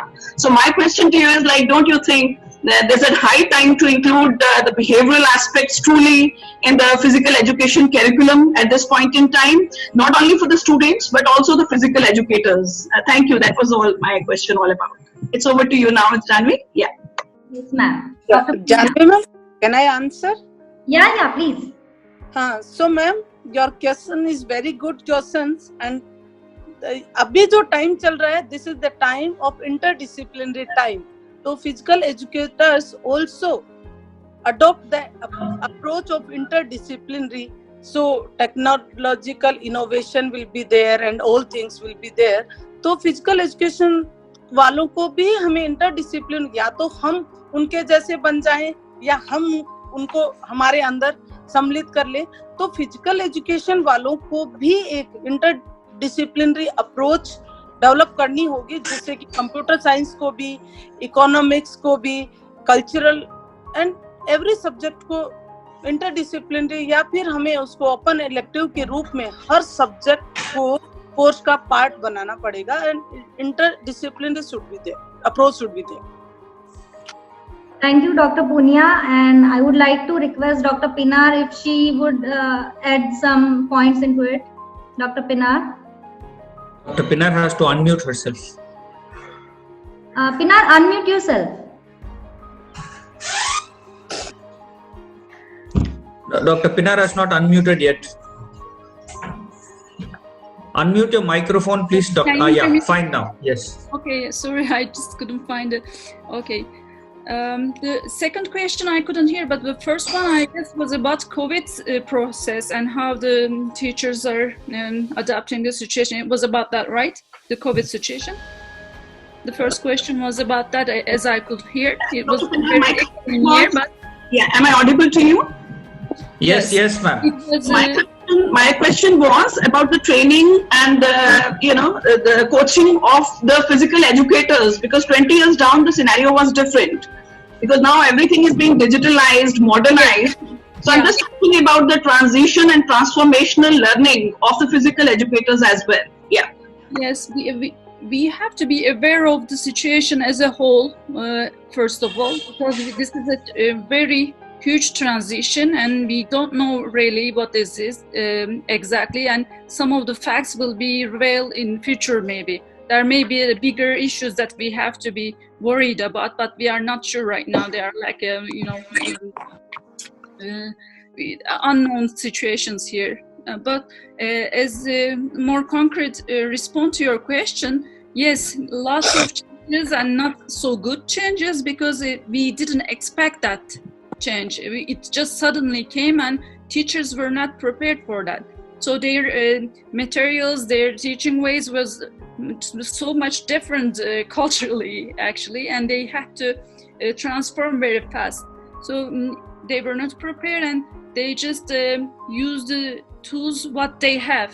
For example, I was talking about the play emphasis on earlier ages, but we saw the examples of fitness again, fitness use in the very early ages of primary school. But the teacher didn't have so much choice, because they didn't know the students if they have the enough space to put up some stations, for example. They had to make choices to be able to include everyone, and they were not really prepared. How can they maximize this teaching experience? So we need actually a bit time, and be maybe more soft on criticisms for the teachers, at least for that limited time of period. It's for sure we have to improve those skills quickly, because it may continue like that for a while. So it's for example, from the long distance, the camera, the quality of the connection, and everyone accessing the technology, there are lots of questions to address. The inequalities is more deepened during those times. So for example, the skills has to be viewed from the camera. So sometimes the connection is not fast enough to capture the move. So maybe we will be turning into the prepared visuals, like videos prepared before, so it can be controlled and be seen more clearly by the students. There are lots of things to consider. So we were not prepared. That's why we had lots of problems. But we have to find those ways. So we may have to encounter such problems in future as we see now, and it's maybe even intentionally brought to us. So we have to create those. Even if the COVID goes away, we have to be prepared better for future, I think. Yes. Can I come in? Yeah, please, sir. Please, Kapil, sir, come in. Thank you, ma'am, for asking that question. Especially, I can understand your field is little bit different from our field, and I think her question was a little bit related to curriculum development in physical education and in sports science. And I do agree with her comments that still we are following little bit old traditional physical education program and curriculum in India. And before joining this meeting, we were informally discussing about this issues, and also we have mentioned that we need to look forward about that sports engineering, advancement of sports medicine, and some other areas as well. I think she has rightly mentioned that artificial intelligence is also taking place in sports as well, and some new technological advancement we need to adopt in our curriculum as well.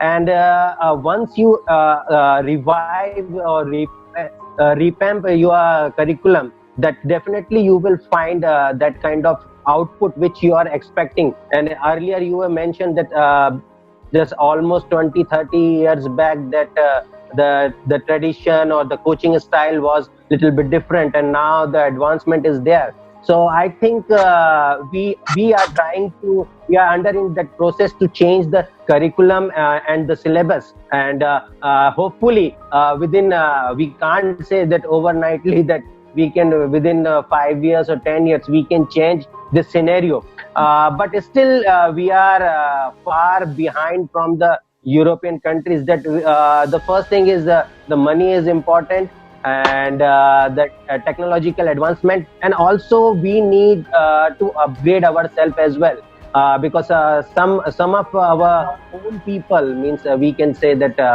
our own professional peoples, they don't want to change their behavior as well. They don't want to cope up with the new advancement skills as well. I hope I have touched your point, and definitely if I get the opportunity, I'll change the curriculum and meet the expectation of whatsoever you are asking right now, ma'am. I think there's a very good solution for this. As at Oro University, we have our advisory board for every school, wherein we have people from diversified areas. I mean, as a layman, it's just a suggestion that we can have advisory board for physical education, in which we have players and advisory board members from all over the sectors, like from business, from healthcare, from biotechnology, maybe from forensic science, psychology, social science. So it will be a very good blend of diversified advisory board members who can suggest their strategies based on their competencies. I think then it will be a wonderful framework when it comes to teaching, learning, pedagogy for physical educators. I mean, that's a suggestion. Yeah. Thank you, ma'am. And I think you are from the commerce or business background, I think, if I'm correct, ma'am. Yes, I'm from business management. Yeah. Yeah. So thank you, ma'am. But now we just think about that one. How many universities are offering sports management MBA or something like that in India? I think you can count in your fingertips almost 5 or 6. But why not each and every university is offering these kind of courses? Though even sports now become a huge market for new job opportunities is there, and new companies, new sporting channels, they are looking forward and they are looking for this kind of stuff in India as well. That's why they are hiring few people from the outside, and they are gaining money from our country. Thank you very much, sir. Janvi ma'am, do we have time for more questions, or we'll have a session and then we'll go for the third session? Okay, ma'am, one question for Rina ma'am. Yes, sir. Amal Sambat Kumar, he has said that ma'am, session was very useful. We have problem in our institution for allocating funds for sports activities. Is there any government regulations mandatory for schools for allocating fund for sports? Sir, I already mentioned in my lecture that there is no documented policy for attendance, fund, scholarship. जो regulatory body है अपनी UGC, तो it was my suggestion कि ये improve होना चाहिए. और UGC में अगर आप ये पैनलिस्ट में किसी में भी कोई है तो यूजीसी को सजेस्ट करना चाहिए और अपने को लिखना चाहिए. अदरवाइज सर, यूनिवर्सिटी में जैसे यूनिवर्सिटी सेक्टर को आप लो तो बहुत सी यूनिवर्सिटियां हैं जहाँ पे है डॉक्यूमेंटेड पॉलिसी, वहां से आप अडॉप्ट कर सकते हो. और आपको सिर्फ अपने अभी राइट नाउ तो सिचुएशन ये है कि आप अपने लेवल पे वहां किस तरीके से उनको इन्फ्लुएंस करते हैं.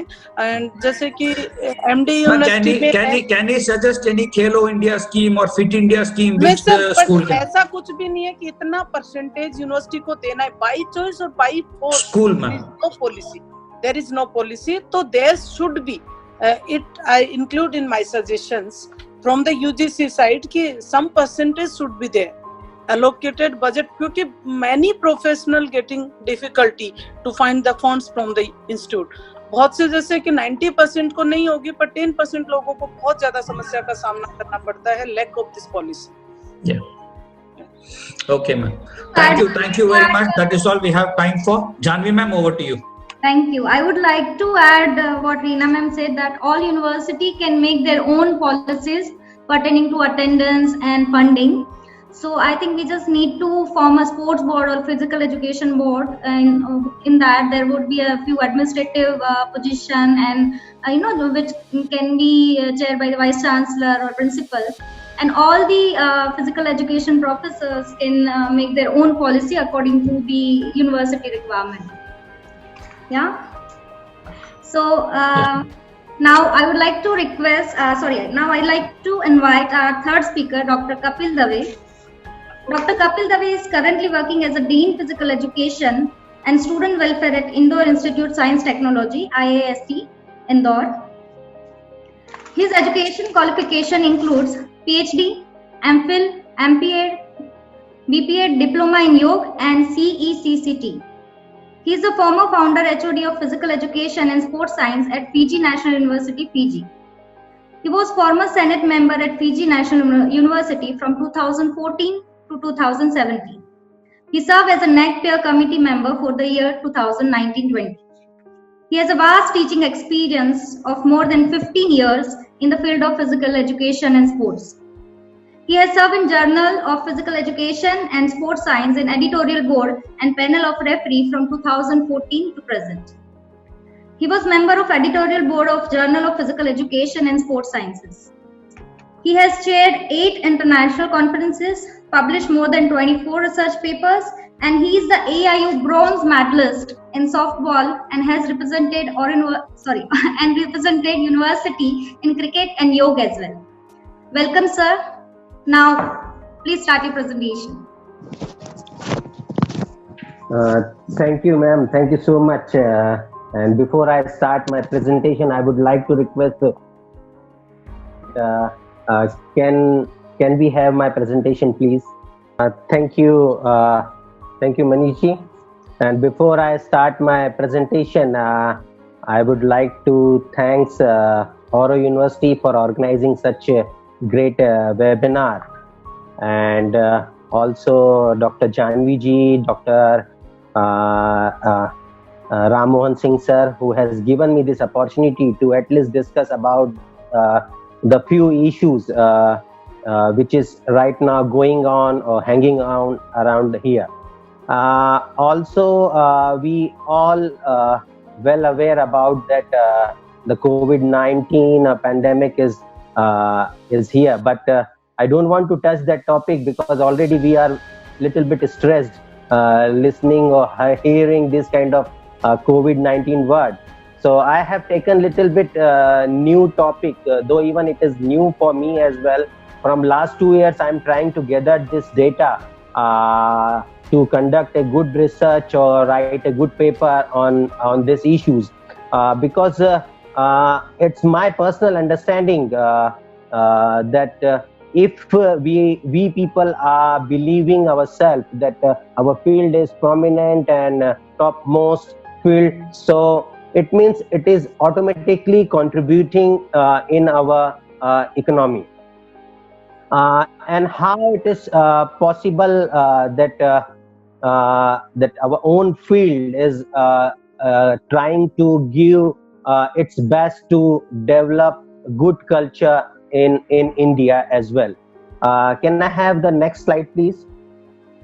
Before I start my presentation, I would like to read one statement from former UN secretary, and that statement was,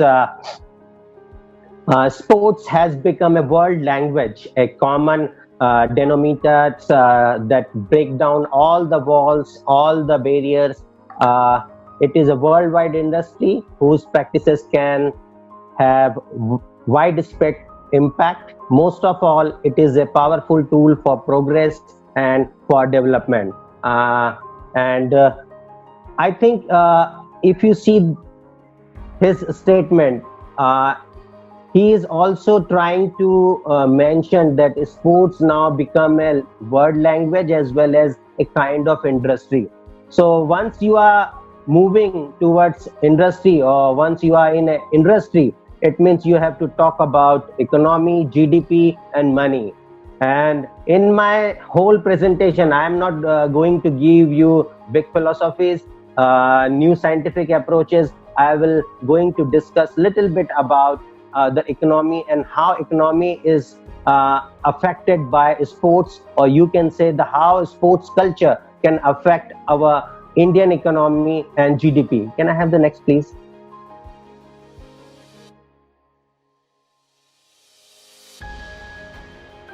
Before we start discussing about the economy and GDP, I would like to quote another one thing, that is economic development through sports culture, developing local markets through sports by means hosting local sports event, producing low cost and affordable sports goods and through athletes remittance, building skills for employment through sports culture. I have mentioned especially through 2 3 points over here, the remittance. I don't think so that people are understanding, and especially the industrialists, they are understanding that how many athletes are getting a lot of huge amount from other countries, and we can make this issue. We can make this. We can take this opportunity to collect and gather a lot of remittance from the market. Nowadays, games and sports have been become a full-time profession for many Indians in last few decades as well. And also, we have seen and we have heard lot of questions that is still sports not a profession for us, and if it is a profession, that why we are getting very less medals in Olympics. But I am not worried about that any kind of medals in Olympics. I am only worried about the economy and the job opportunity which is being produced by sports culture in India. Today, sports emerge as an important component of socio-economic development of a country. The active participation in sports improve community health and productivity, reduce medical expenses, imbibes discipline in characters, generates great leadership, and enhance social cohesion.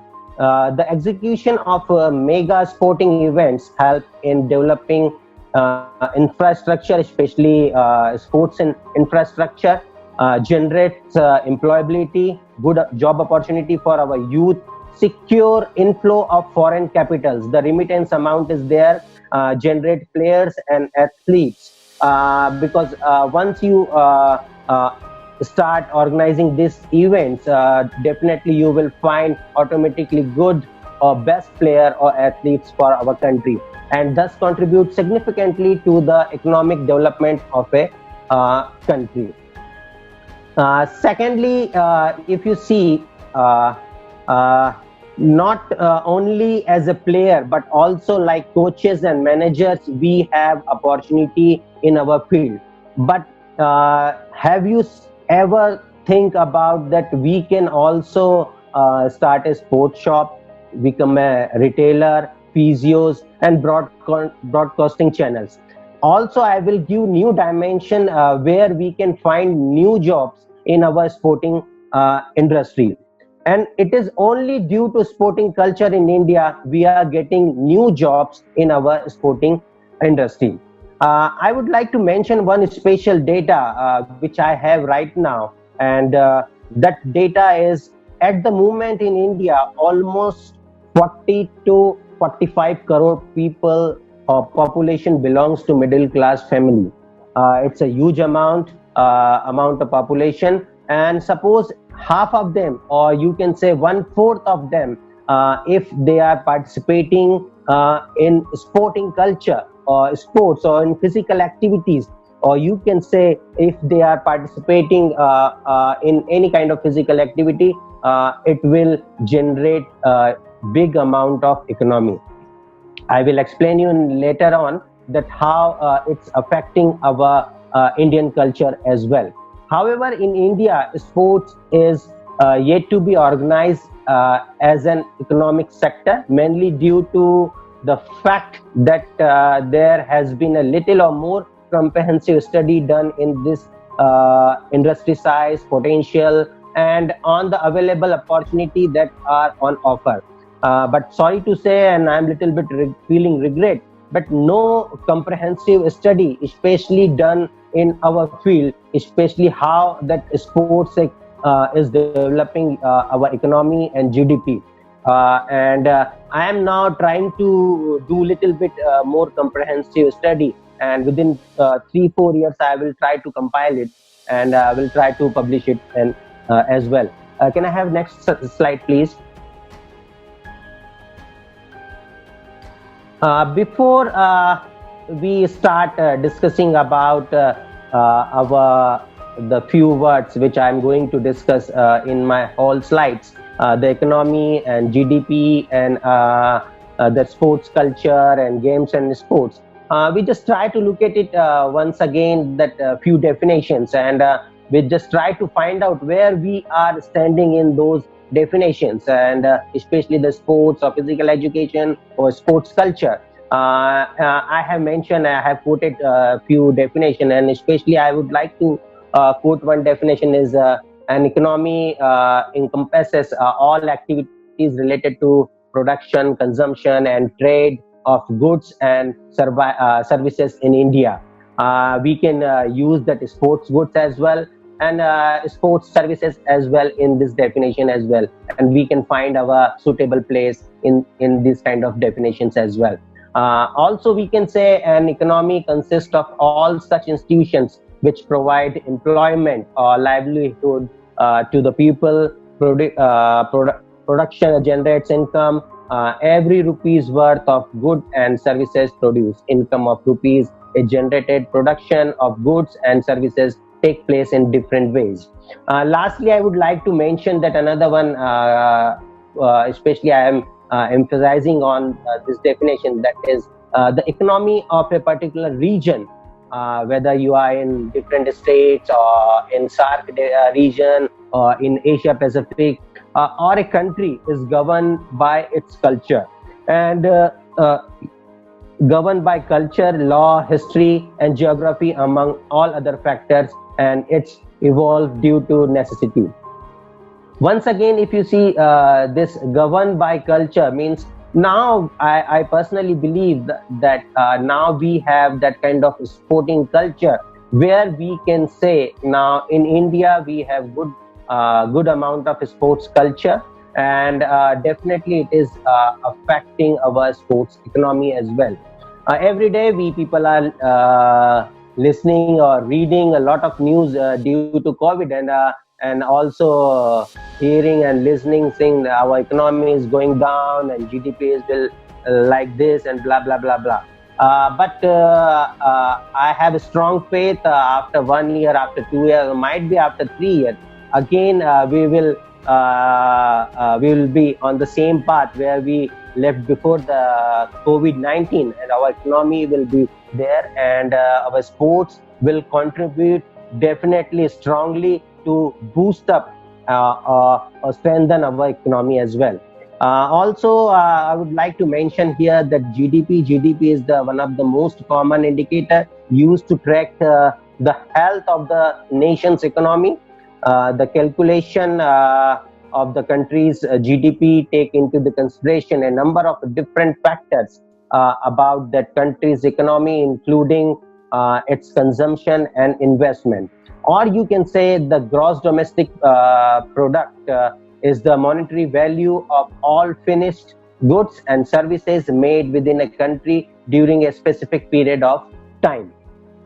And it's my feeling that our sports goods is also contributing in our economy, and they are contributing in GDP as well. Can I have a next slide, please? Since there are many sports played in India, but cricket is most famous game in India. We all know about that one. Since a decade, Indian Sports Ministry is well focused on increasing the sports facility in India. Also, India has hosted several international sporting events. We can think about the 1982 Asian Games, ICC World Cup, 2011, and after that we have done a lot of hockey, wrestling, shooting, chess, badminton, golf, kabaddi, and some other Formula 1 race as well, and some other as well. But still India need to work for more on infrastructure and other facilities. Especially once you see that in the 13th 5-year plan, the government has allocated more than 50 million rupees for development of sports in our country, but not directly. We can say in a different sector. So they have allocated that money in different sectors as well, and it was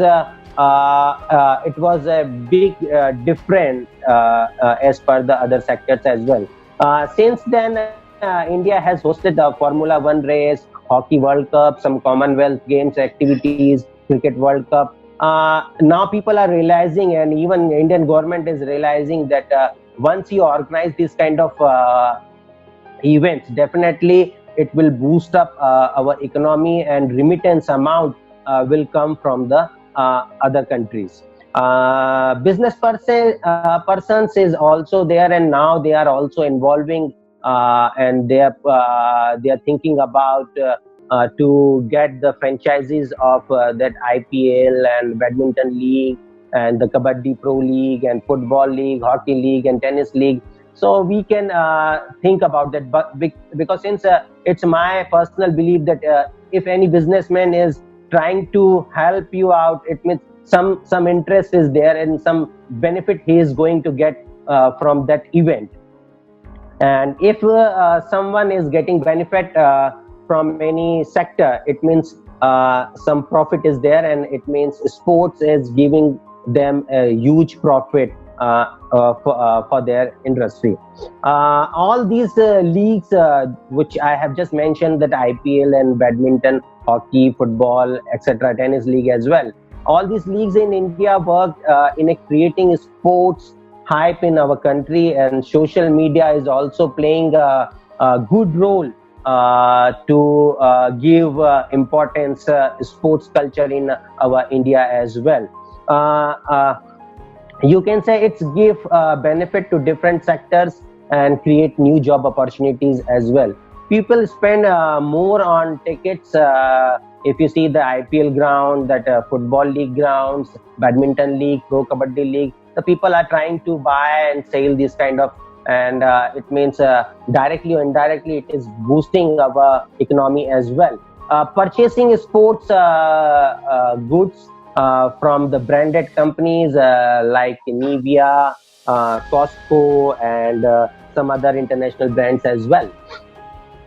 Visiting restaurants and clubs to watch live cricket match and spending money, and you can see, you can find the liquidity will be there to rotate money through sports as well.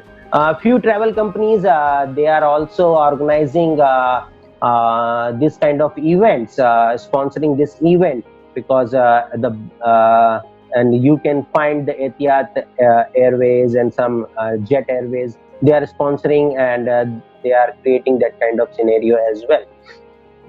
Also, why I have displayed this slide, if you see the world economy, and if you try to find out where we are right now, but it is little bit not the exact current data, but still you can find we are in top 5 or top 6, and our government target is 5 trillion economy, and definitely within 1 year, 2 year, or might be 3 years, we will achieve that target. But still the most of part it's been shared by US and China, and if you see the culture, especially in US and China, the sports culture is little bit bigger from us.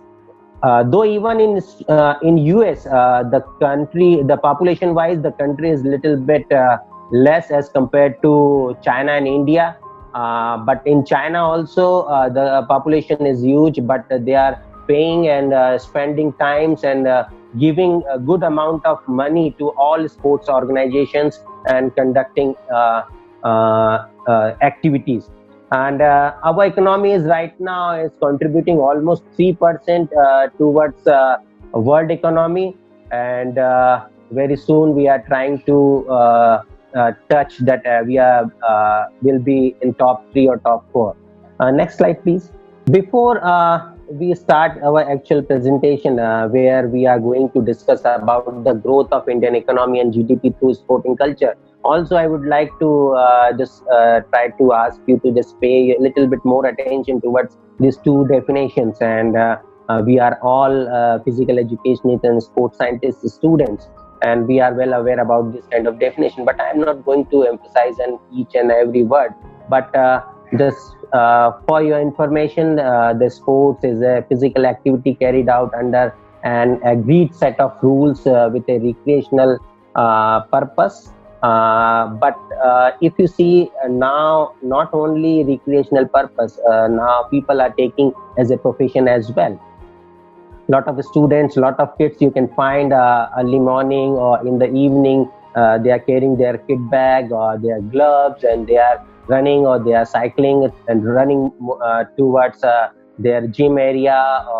So it means now sports is not only the recreation for competition or self-enjoyment, or a combination of these two. Yes, I do agree with that one, that it is a combination of that recreation as well as competition purpose as well. A game is a recreational activity involving one or more players, defined by a goal that players try to reach and some set of rules to play. Games and sports are very similar. Game is physical or mental activity to contest that has rules and that people do for pleasure. A sports is a contest or game in which people do certain physical activities according to the specific set of rules and compete against each other. So now we can say earlier and still most of us we have that kind of understanding that we are doing games and sports or playing games and sports only for recreational purpose. But out of 10 means only 2-3 people they are taking that it is a as a profession. Now just talk about that sports culture, why sports culture is important and how you can define that sports culture. A culture is a expression of team's value, attitude and beliefs about sports and competition. It determines whether, for example, the team's focus is on fun, mastery or winning, or you can say it promotes individual accomplishment for team success. Once you discuss about the sports culture, because everyone is asking that why we have more than 130 crores people in India and why we are getting only few medals in Olympics. But I don't think so. There is any kind of correlation between population and winning and losing in gold medal or silver medal, bronze medal in Olympics. Since if you see the culture definition, it's clearly reflect that it's beliefs, is belief, the attitude towards the sports competition, and whether you are taking as a fun, as a recreation, as a profession. And once you take it as a profession, definitely you will try to reach or you will try to touch the highest level of that game or that games and sports. Indian sports culture has increasingly become a business as well. Now the culture is already there in India. The middle class family, as I mentioned, the 40 to 45 crore people, they belong to middle class family, and they are doing they are participating anyhow in sporting activity or physical activity or recreational activity, and they are also buying a pair of shoes or yoga mat or track suit or a kind of sporting gears. It means directly or indirectly we have sports culture, and buying and selling this kind of sporting goods contributing our economy as well. And but only we need to collect that kind of data, and then after that we can say that we are the prominently key players in our Indian economy, who is boosting our GDP as well as economy through sporting culture as well. You can say the high stressful and competitive attitude prevalent at college level, school level, and in professional sports affect the world of children's sports and athletes, creating an unhealthy environment. The attitude and behavior taught to children in sports carry over into adulthood as well. So sports culture is there, good sports culture is there, sharing and this kind of the politeness. We are also trying to teach these kind of things while conducting coaching or teaching sessions. But also not only the teachers are responsible for that one, or coaches or managers are responsible. The parents should take an active role in helping their children to develop good sportsmanship, sports morality, civic responsibility, and best code of conduct for the society. Because students, those or kids or players or athletes, those who are spending more than 3-4 hours in the ground or in the field, they are trying to even the teachers are trying to develop this kind all these aspects in athletes. But also the parents should take care of this attitudes characteristics as well. Can I have the next slide, please? Before I start my actual topic, that however there are certain incidents where we can say the government ended up in making laws. And I would like to mention one incident, if you remember, that the terrorist attack in Pakistan in 2008. And I think if you remember that Sri Lanka was playing in Pakistan, and ICC forced to ban all matches in Pakistan due to that ban in Pakistan by ICC, that Pakistan board got a lot of economic problem, and the economy was little bit shrinking down of that country. Recently, India, not exactly recently, 3, 4, 5 months. If you remember that West Indies also left Indian tour due to few dispute with their board and the money problem, and also BCCI denied to pay back that amount to ICC as well as the West Indies board.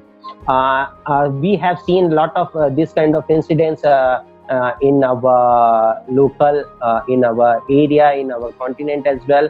And sports contribution in England, especially why I'm mentioning England, because the study which I am trying to conduct right now, it's quite similar, which have been done in England as well. The sports contribution in England reaches to 1.9, or you can say 2% of their total GDP in 2010. And if you see in 2020, it was around more than 2.5 percentage of total GDP. FIFA World Cup in 2014 in Brazil, they got the huge amount from the FIFA as well as from the sponsorship from the other countries. So we must also take this kind of opportunity to organize such kind of event, and we can boost up our economy as well. And also remember, we must take these events as a profession, not all the time as a fun or recreational or leisure activity. Hence, you can say it can be seen that sports play an important role in shaping up an economy and government to promote sports in country as well. I am agree that Indian government is trying to promote each and every sporting event in India as well, and trying to fund all federation. But this is not enough. They have to think about the economy, and if they want to boost up their economy, they have to think, and they have to put their more efforts to grow up this sporting culture, and they will get the most benefit from their economy. This will increase the business for local players who make sports equipment. It will also provide business to airlines, because people are moving from one country to another country, other transport business, media brokers, and the medium of creating a platform for young generation as well. And always I am concerning about the job creation for the youths as well, because once you have that kind of sporting culture, with that kind of economy where you are boosting up your sports culture or sports culture contributing economy, you will find that you can create more than lakhs jobs for the youths as well. You can say sometimes that is skilled worker, sometimes the unskilled worker as well. Adventurous sports like mountaineering, biking, rafting, cycling, canyoning, and this kind of sports is also there. And also the water sports, the untouched water sports is there. The lot of European countries, other countries, they are emphasizing on water sports as well. And these kind of sports automatically will give boost up to your economy as well, and also create a lot of jobs for youth as well. This will lead to increase in employment and will increase money in the economy as well. Indian government will have to make more efforts to promote every sports in India as well, because each in sports games and sports will contribute to economy as well. For this allocation fund was, as I mentioned, in the 30th the 5-year plan, it was 50,000 million rupees, and it is not a small amount. But if you see, this is a huge amount, and you can find and you can create a lot of job opportunities for our youth as well. And once you create that kind of job opportunity, liquidity will be there, and the money flow will be automatically in the market, and you will find new rotation, new money and job rotation in the market as well. You can say secondly that sports should be made as an integral part of our education system, but still if you see the old universities, and still they don't have that kind of freedom to adopt that kind of sports education or sports unit in their curriculum as well. They have discussed a lot of they have done a lot of discussion, but if you see, the concrete evidence is nothing, and they have not started. Only few universities, and you can count it in your fingers, that only 5, 10 or 15 universities they are running that kind of courses of freedom, that a student can opt physical education or sports science, though even he or she may be BSc or BCom student, or some other engineering courses as well. Third, effectiveness of development project should evaluate periodically. Fourth, uniformly should be maintained in sports activity of various state of India to provide equal participation opportunity to its citizen. If you provide opportunity to each and every citizen of the India, then definitely it will boost up, because once you start doing jogging or running or playing any kind of games and sports, you will find that you need some sort of equipment or gadgets or safety gears or shoes or track pant, and once you buy this kind of it will automatically generate the economy. And I'll give you a few data as well, which I have right now, and in my few next slides you will find it. But still we are not doing much thing, and our expectation is always from the government, but also we have to do something from our side as well. That's why I'm doing this kind of comprehensive study. The sports sector has a great potential to make significant contribution to our economy. At the moment, there is no such study have been done in India, especially under our Indian government, that you can say assess the socio-economic impact of the sector. We have seen a lot of studies which is mentioning that sports is contributing economy, but we need specific study only for sports games and sports or sports culture or some recreational or leisure activity, how they are contributing our economy, and they are supporting and they are good for growth of our economy and GDP as well. One study I have seen in India in England as well, and that study is very good. And the same study which I am going to conduct, not exactly same, because I will change the parameters as well, because their scenario is a little bit different, and we will conduct and we will use the local context as well. A study was undertaken by Sports England in 2013, highlights the significant contribution that it could make to country's society and economy as well. Though even their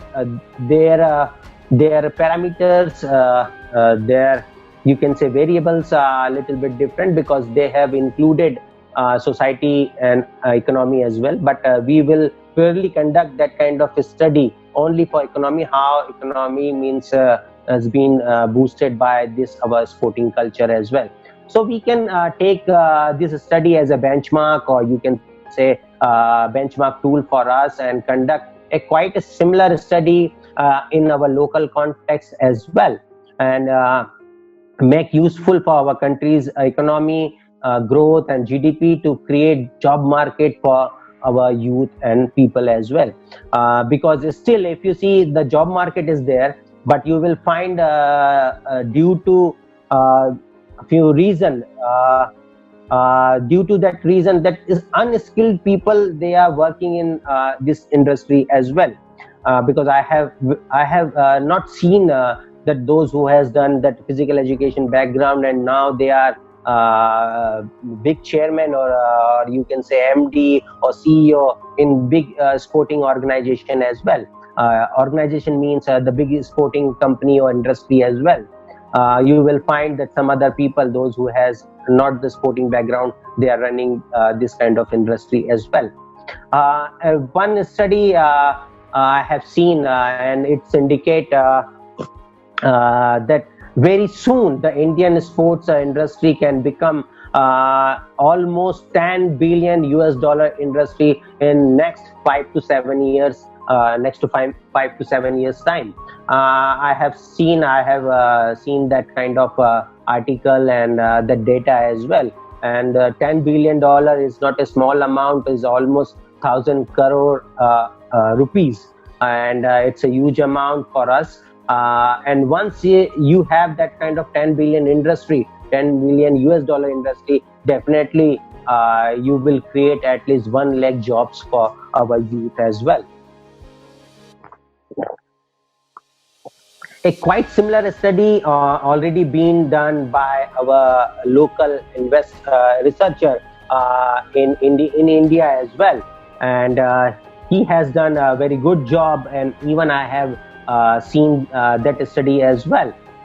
And the study was in Commerce Department somewhere in Chennai, and the sports industry development in India, opportunity, constraint and way to forward in 2016 as well. But we need this kind of study being done by our own people, where we can find the new dimension, new job opportunities, and we can say later on that our sporting goods, our sports culture, our physical education and games and sports and recreation industry is trying to boost our Indian economy as well. Can I have the next slide, please?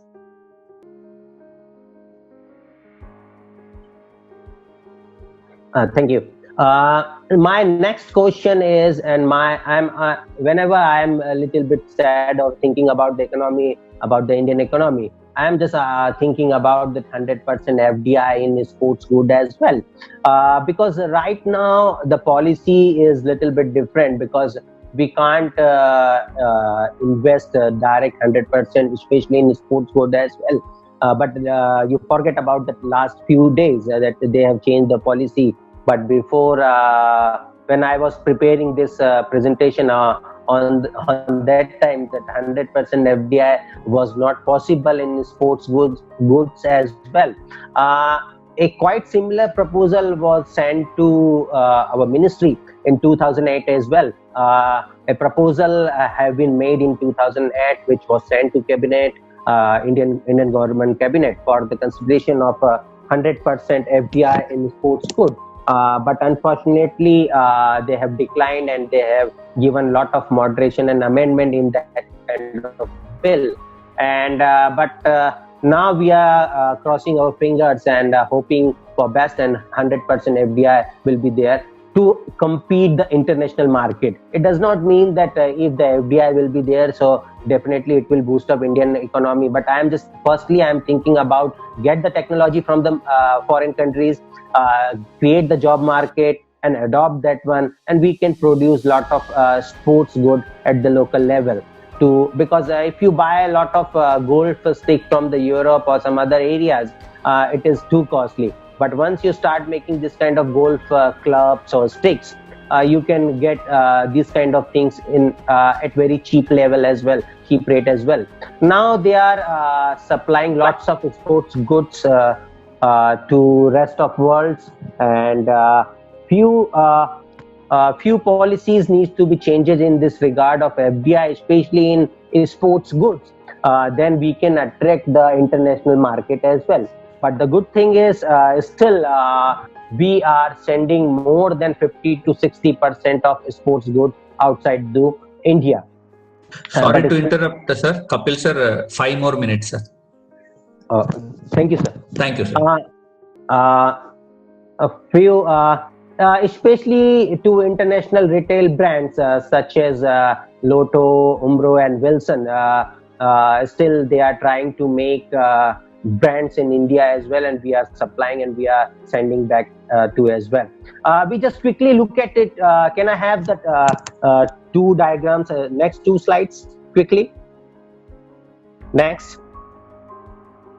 Yes, thank you. Now, if you see how sponsorship is working in India and how the huge amount they are spending to, they are giving money to our players and organization and sporting federation as well. The data in front of us, if you see in 2018, almost 900 crore rupees been given to cricket by direct sponsor on the ground. And if you see in 2019, it was almost 1300 crore rupees as well. Likewise, I have this kind of all data as well. And every year it's gaining, it's improving, and it's you can say the amount is improving. Can I have the next slide, please?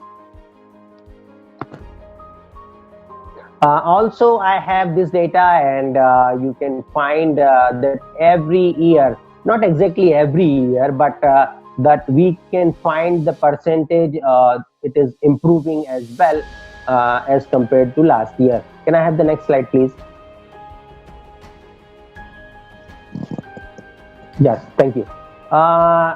Secondly, the remittance amount, because now my target is anyhow to get the money in India from a foreign country as well, because very few of us they are earning money somewhere else and sending back to India. Only the sports people, that you can say the computer science people, or you can say some other management people, they are earning a lot of money in US, in Europe, and somewhere else, Australia, New Zealand, and sending back to India as well. But sports is also that kind of medium where the players and athletes are earning a lot of money and sending back to India as well. So they are winning prize money and a lot of other material, other source of income, and sending back to. But there is a bad news as well. India is still import dependent on several routine items like furniture, toys, and sports shoes as well. I think you can understand from where we are buying this kind of equipments and stuff. I don't want to mention any country's name over here since it's an international platform. And despite the fact that countries has technical ability as well as skilled manpower as well in India as well, so we can utilize this kind of things, and we can improve. If you see that the RBI has given one data that we have received USD 76.4 billion last year as a remittance, and the contribution in this 76.4 billion for sports, it was almost 10% from the sports field as well. Can I have the next slide, please? Last few slides, I'll try to skip and cover all these slides. Yes, sir. And now, if you see this data that India is generating almost 68 billion dollars from the foreign countries. It was almost 11% of contribution of total in 15 and 16. In 18 and 19, it was 76, or you can say exact round figure 77 billion.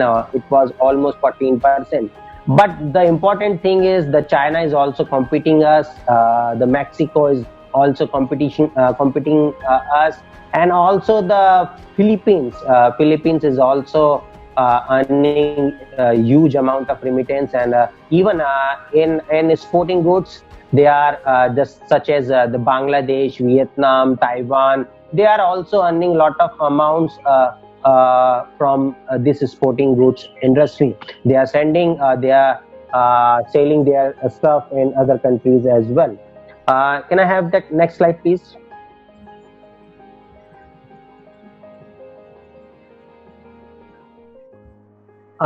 One bad news is there, because due to this COVID pandemic, that COVID-19, definitely our remittance will be affected by this COVID-19, and our remittance amount will be fall down by 23% as well.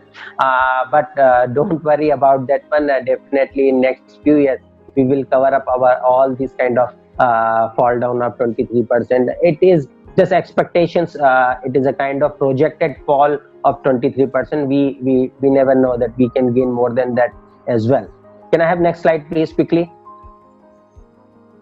I think it is my last, you can say, the diagram, or you can say this graph. And if you see this graph indicate that in 1985, 1995, in 2005, 2015, and 2025, if you see the urban participation and rural participation in rupees, and they are how much rupees they are investing in recreational activities or recreational products or services or goods. So you will find that in almost 2025, that more than that the rural people, they are going to involve in this sector, and they will put their amount in this industry as well. Can I have next slide, please?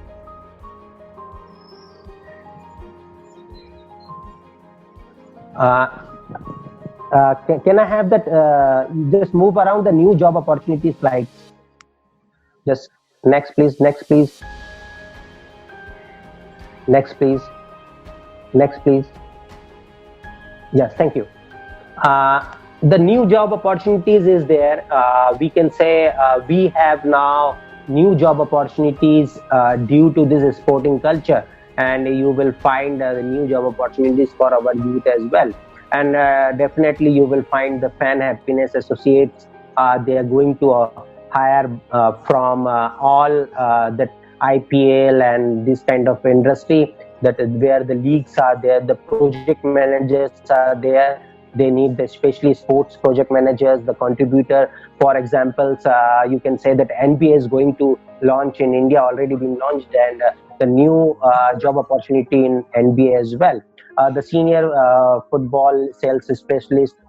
Likewise, you can find lot of job opportunities in this sector as well. Can I have next slide, please?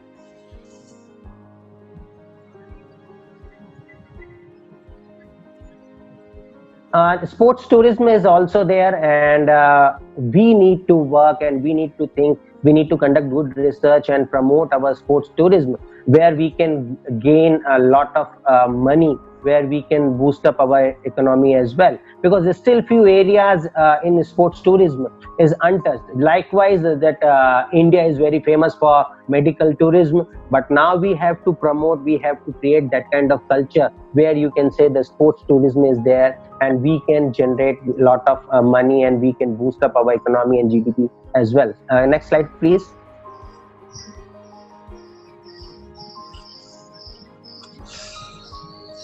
The last two slides, the second last slides.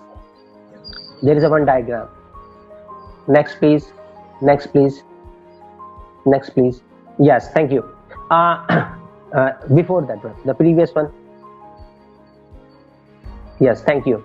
The sports goods export from India, and if you see the data, it was around 1,000 crore in 15 and 16 fiscal year, and you can say then 16 and 17 it was almost 1,100 crore rupees, and 17 and 18 it was little bit less than the 16 and 17 year. But still there is a lot of potential, lot of possibility to gain growth in this sector as well. Next slide, please.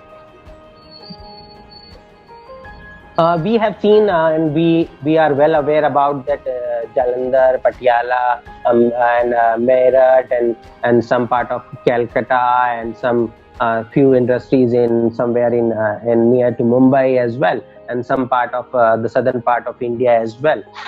They are also contributing good amount of rotation in our economy as well, the sports good industry as well.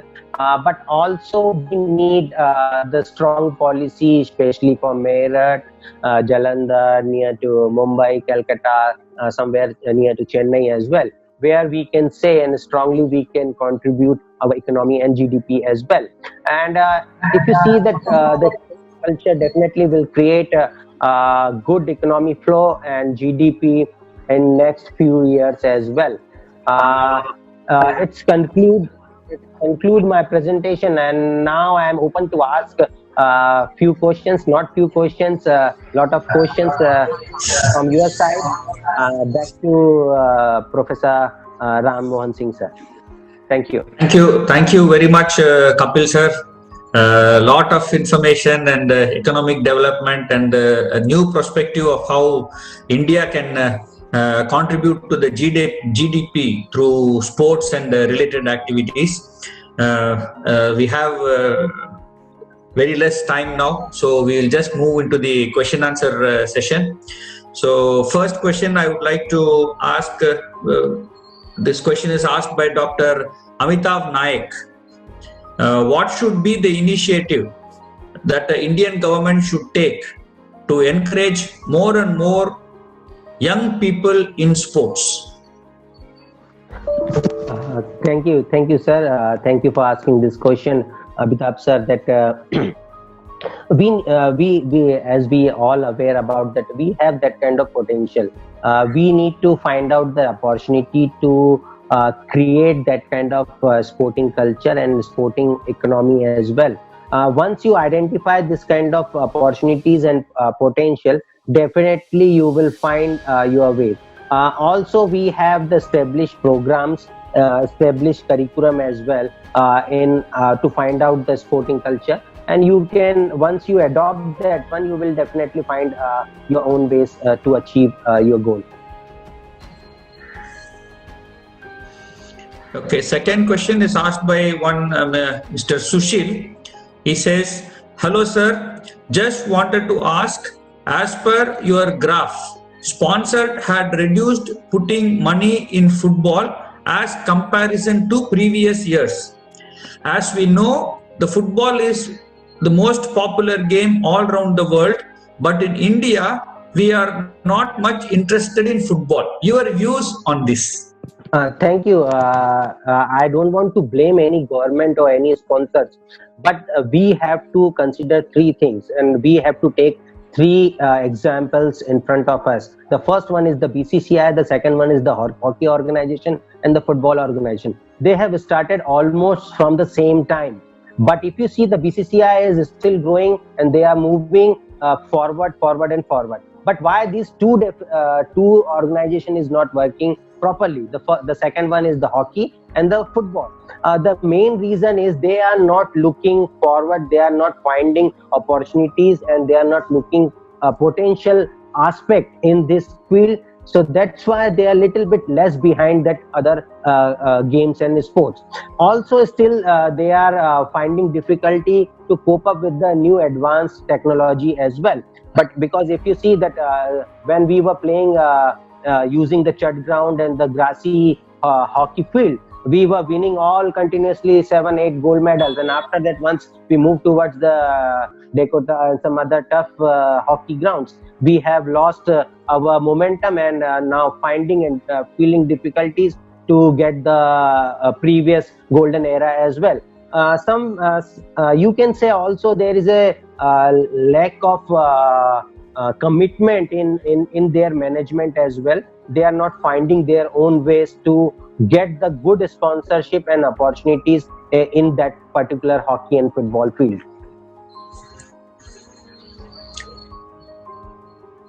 Janvi ma'am, we have time for one more question. Yes, one last question. Yeah, one last question. There is no name, so let me just put the question forward to Kapil sir. Sir, what are your suggestions to generate and create more job opportunities in our system on account of encouraging physical education and sports culture in India? Thank you, thank you for asking this important question, because all the time I am always worried about the jobs for youths, and especially once you allow the sporting industry and once you allow your own people to adopt a sporting culture or physical education culture or recreational culture or leisure activity, definitely money will be flow in that economy, and definitely you will find lot of job creation in this field. Secondly, we have to create a flexible curriculum for our field, where that student, those who are studying even medical science, engineering, they can adopt, they can read, they can write our physical education and sports science as well. But still we are using the traditional curriculum design, so that's why still we are a little bit less behind than other countries as well. So we have to get rid of this kind of old traditional methodology. We have to adopt new schemes and curriculum design to spread this kind of culture. And once you adopt this advanced curriculum design, definitely you will find new job creation as well. Nowadays, all companies, they are hiring coaches and you can say wellness officers as well. Because if you see the fire electricity board, MP means you can say electricity board and fire board, some security, they are also nowadays hiring a wellness officer as well. And that wellness officer is especially for to conduct physical education, recreational leisure activity in that particular company. Thank you. Thank you, sir. Now I would like to request Janvi ma'am to propose the vote of thanks.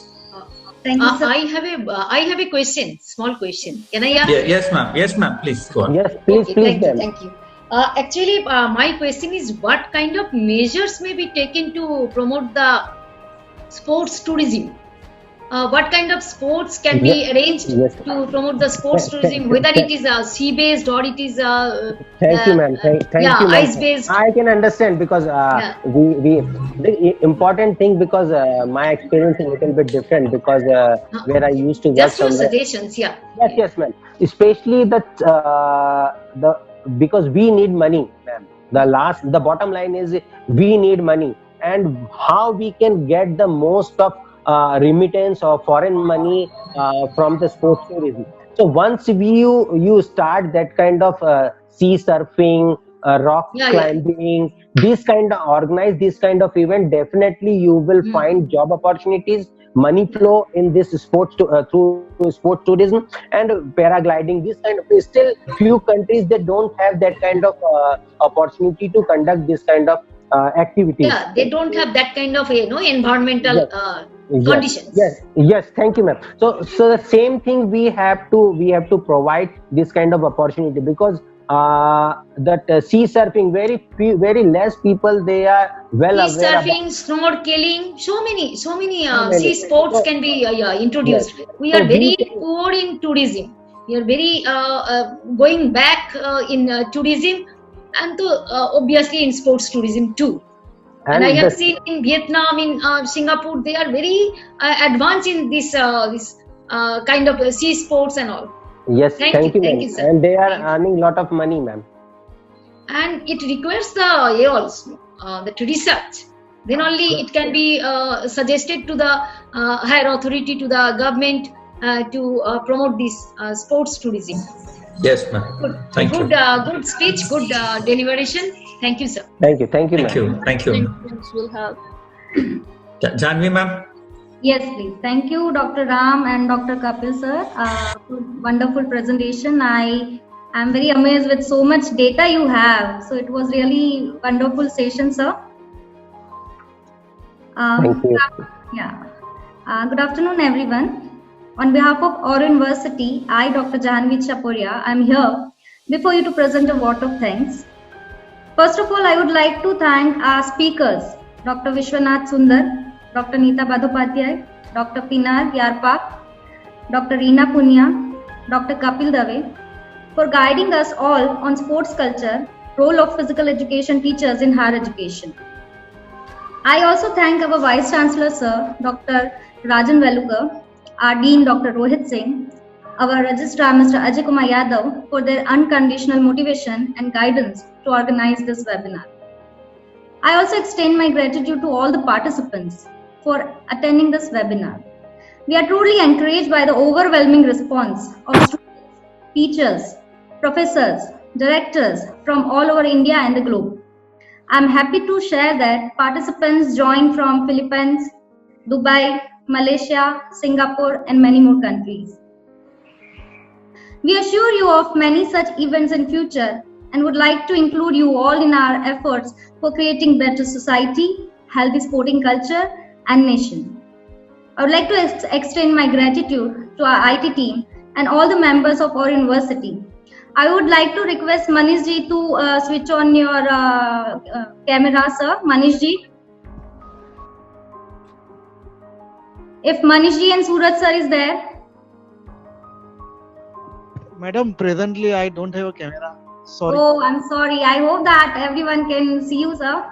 No problem. Suraj sir is there? No, ma'am. Suraj sir is. Yeah. Yes. We have Suraj sir with us who. I'll be all black. Thank you, Suraj sir, for all the technical aspects. Thank you so much. Thank you so much to whole panelists. It's a wonderful experience listening to all of you. And it's all recorded. People are praising us on Facebook. And it was all jam-packed. Thank you so much, Janvi ma'am. Thank you and so kudos much. to you. Kudos to you and your team. Thank you so much to panelists also. Thank you. Thank you. Thank you. So I'll continue now. Our IT team and Aura University staff, they have contributed wholeheartedly for making this international webinar a great success. Special thanks to my co-moderator, Dr. Ram Mohan, for his continued support to make this event grand success. His efforts and dedication is commendable. Thank you once again. Stay home, stay safe. Thank you. Thank you, ma'am. I have shared a feedback link in the chat box as well as on Facebook. So I request all the participants to fill the feedback form within an hour because it will be then not working. So if you have any query, you can text us or you can send message on Facebook. I also have to tell them how the certificates will reach them. So a lot of questions on that, how the certificates will reach the participants. You can explain that also, ma'am. Yes, yes. You will get certificate within a week once we will cross-verify that all the participants have filled both the phase feedback form. And if anyone has not filled, then there will be a query and I'll coordinate with our IT team and will take care about that. Thank you. Thank you once again to be part of the webinar. Thank you, ma'am.